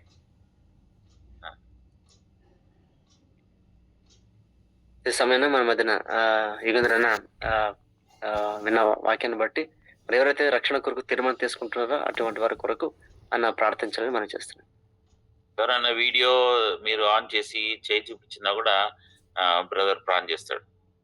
ಮತ್ತೆ ಇವತ್ತು ನಾವು ರಕ್ಷಣೆಯನ್ನು ಇವತ್ತು ಹೊಂದಬೇಕು ತೀರ್ಮಾನ ಮಾಡ್ತಾ ಇದ್ದೇನೆ ಎನ್ನುವರು ಇದ್ರೆ ನೀವು ವಿಡಿಯೋಗಳು ಆನ್ ಮಾಡಿ ನೀವು ಕೈ ತೋರಿಸ್ಬೋದು, ನಿಮಗಾಗಿ ಸಹೋದರರು ಪ್ರಾರ್ಥಿಸ್ತಾರೆ. దయచేసి మనం ప్రార్థన చేసుకుందాం. నిజంగా నరకం అనేది ఖచ్చితమండి. మనం క్రైస్తవ బిడ్డలుగా విశ్వాసం ఉంచిన ప్రతి ఒక్కరు కూడా ఆ యొక్క జీవ గ్రంథంలో యేసుక్రీస్తు ప్రభు వారి మరణంలో మరి ఆ సిలువలో ఆయన మన కొరకు చనిపోయాడని మన పాపములను ఒప్పుకుంటే నిజంగా ఆయన ఈ క్షణమే కదా, మనం ఎన్నో వాక్యాలు వింటూ ఉంటాం, నేడే రక్షణ దినం కదా. మరణించిన వాళ్ళందరూ కూడా ఆ యొక్క ధనవంతుడు కూడా ఎంతగానో యాతన పడుతూ వస్తాడు. ఈ లోకంలో ఎంత సంతోషం ఉన్నప్పటికీ కూడా యేసుక్రీస్తు ప్రభు వారిని మనం సొంత రక్షకుడిగా ఆయన నా పాపములను నుంచి విడిపించడానికి వచ్చిన దేవుడని ఇంకా విశ్వసించకపోయినట్లయితే ప్రతి ఒక్కరం కూడా మనము నరకానికే పాత్రులం.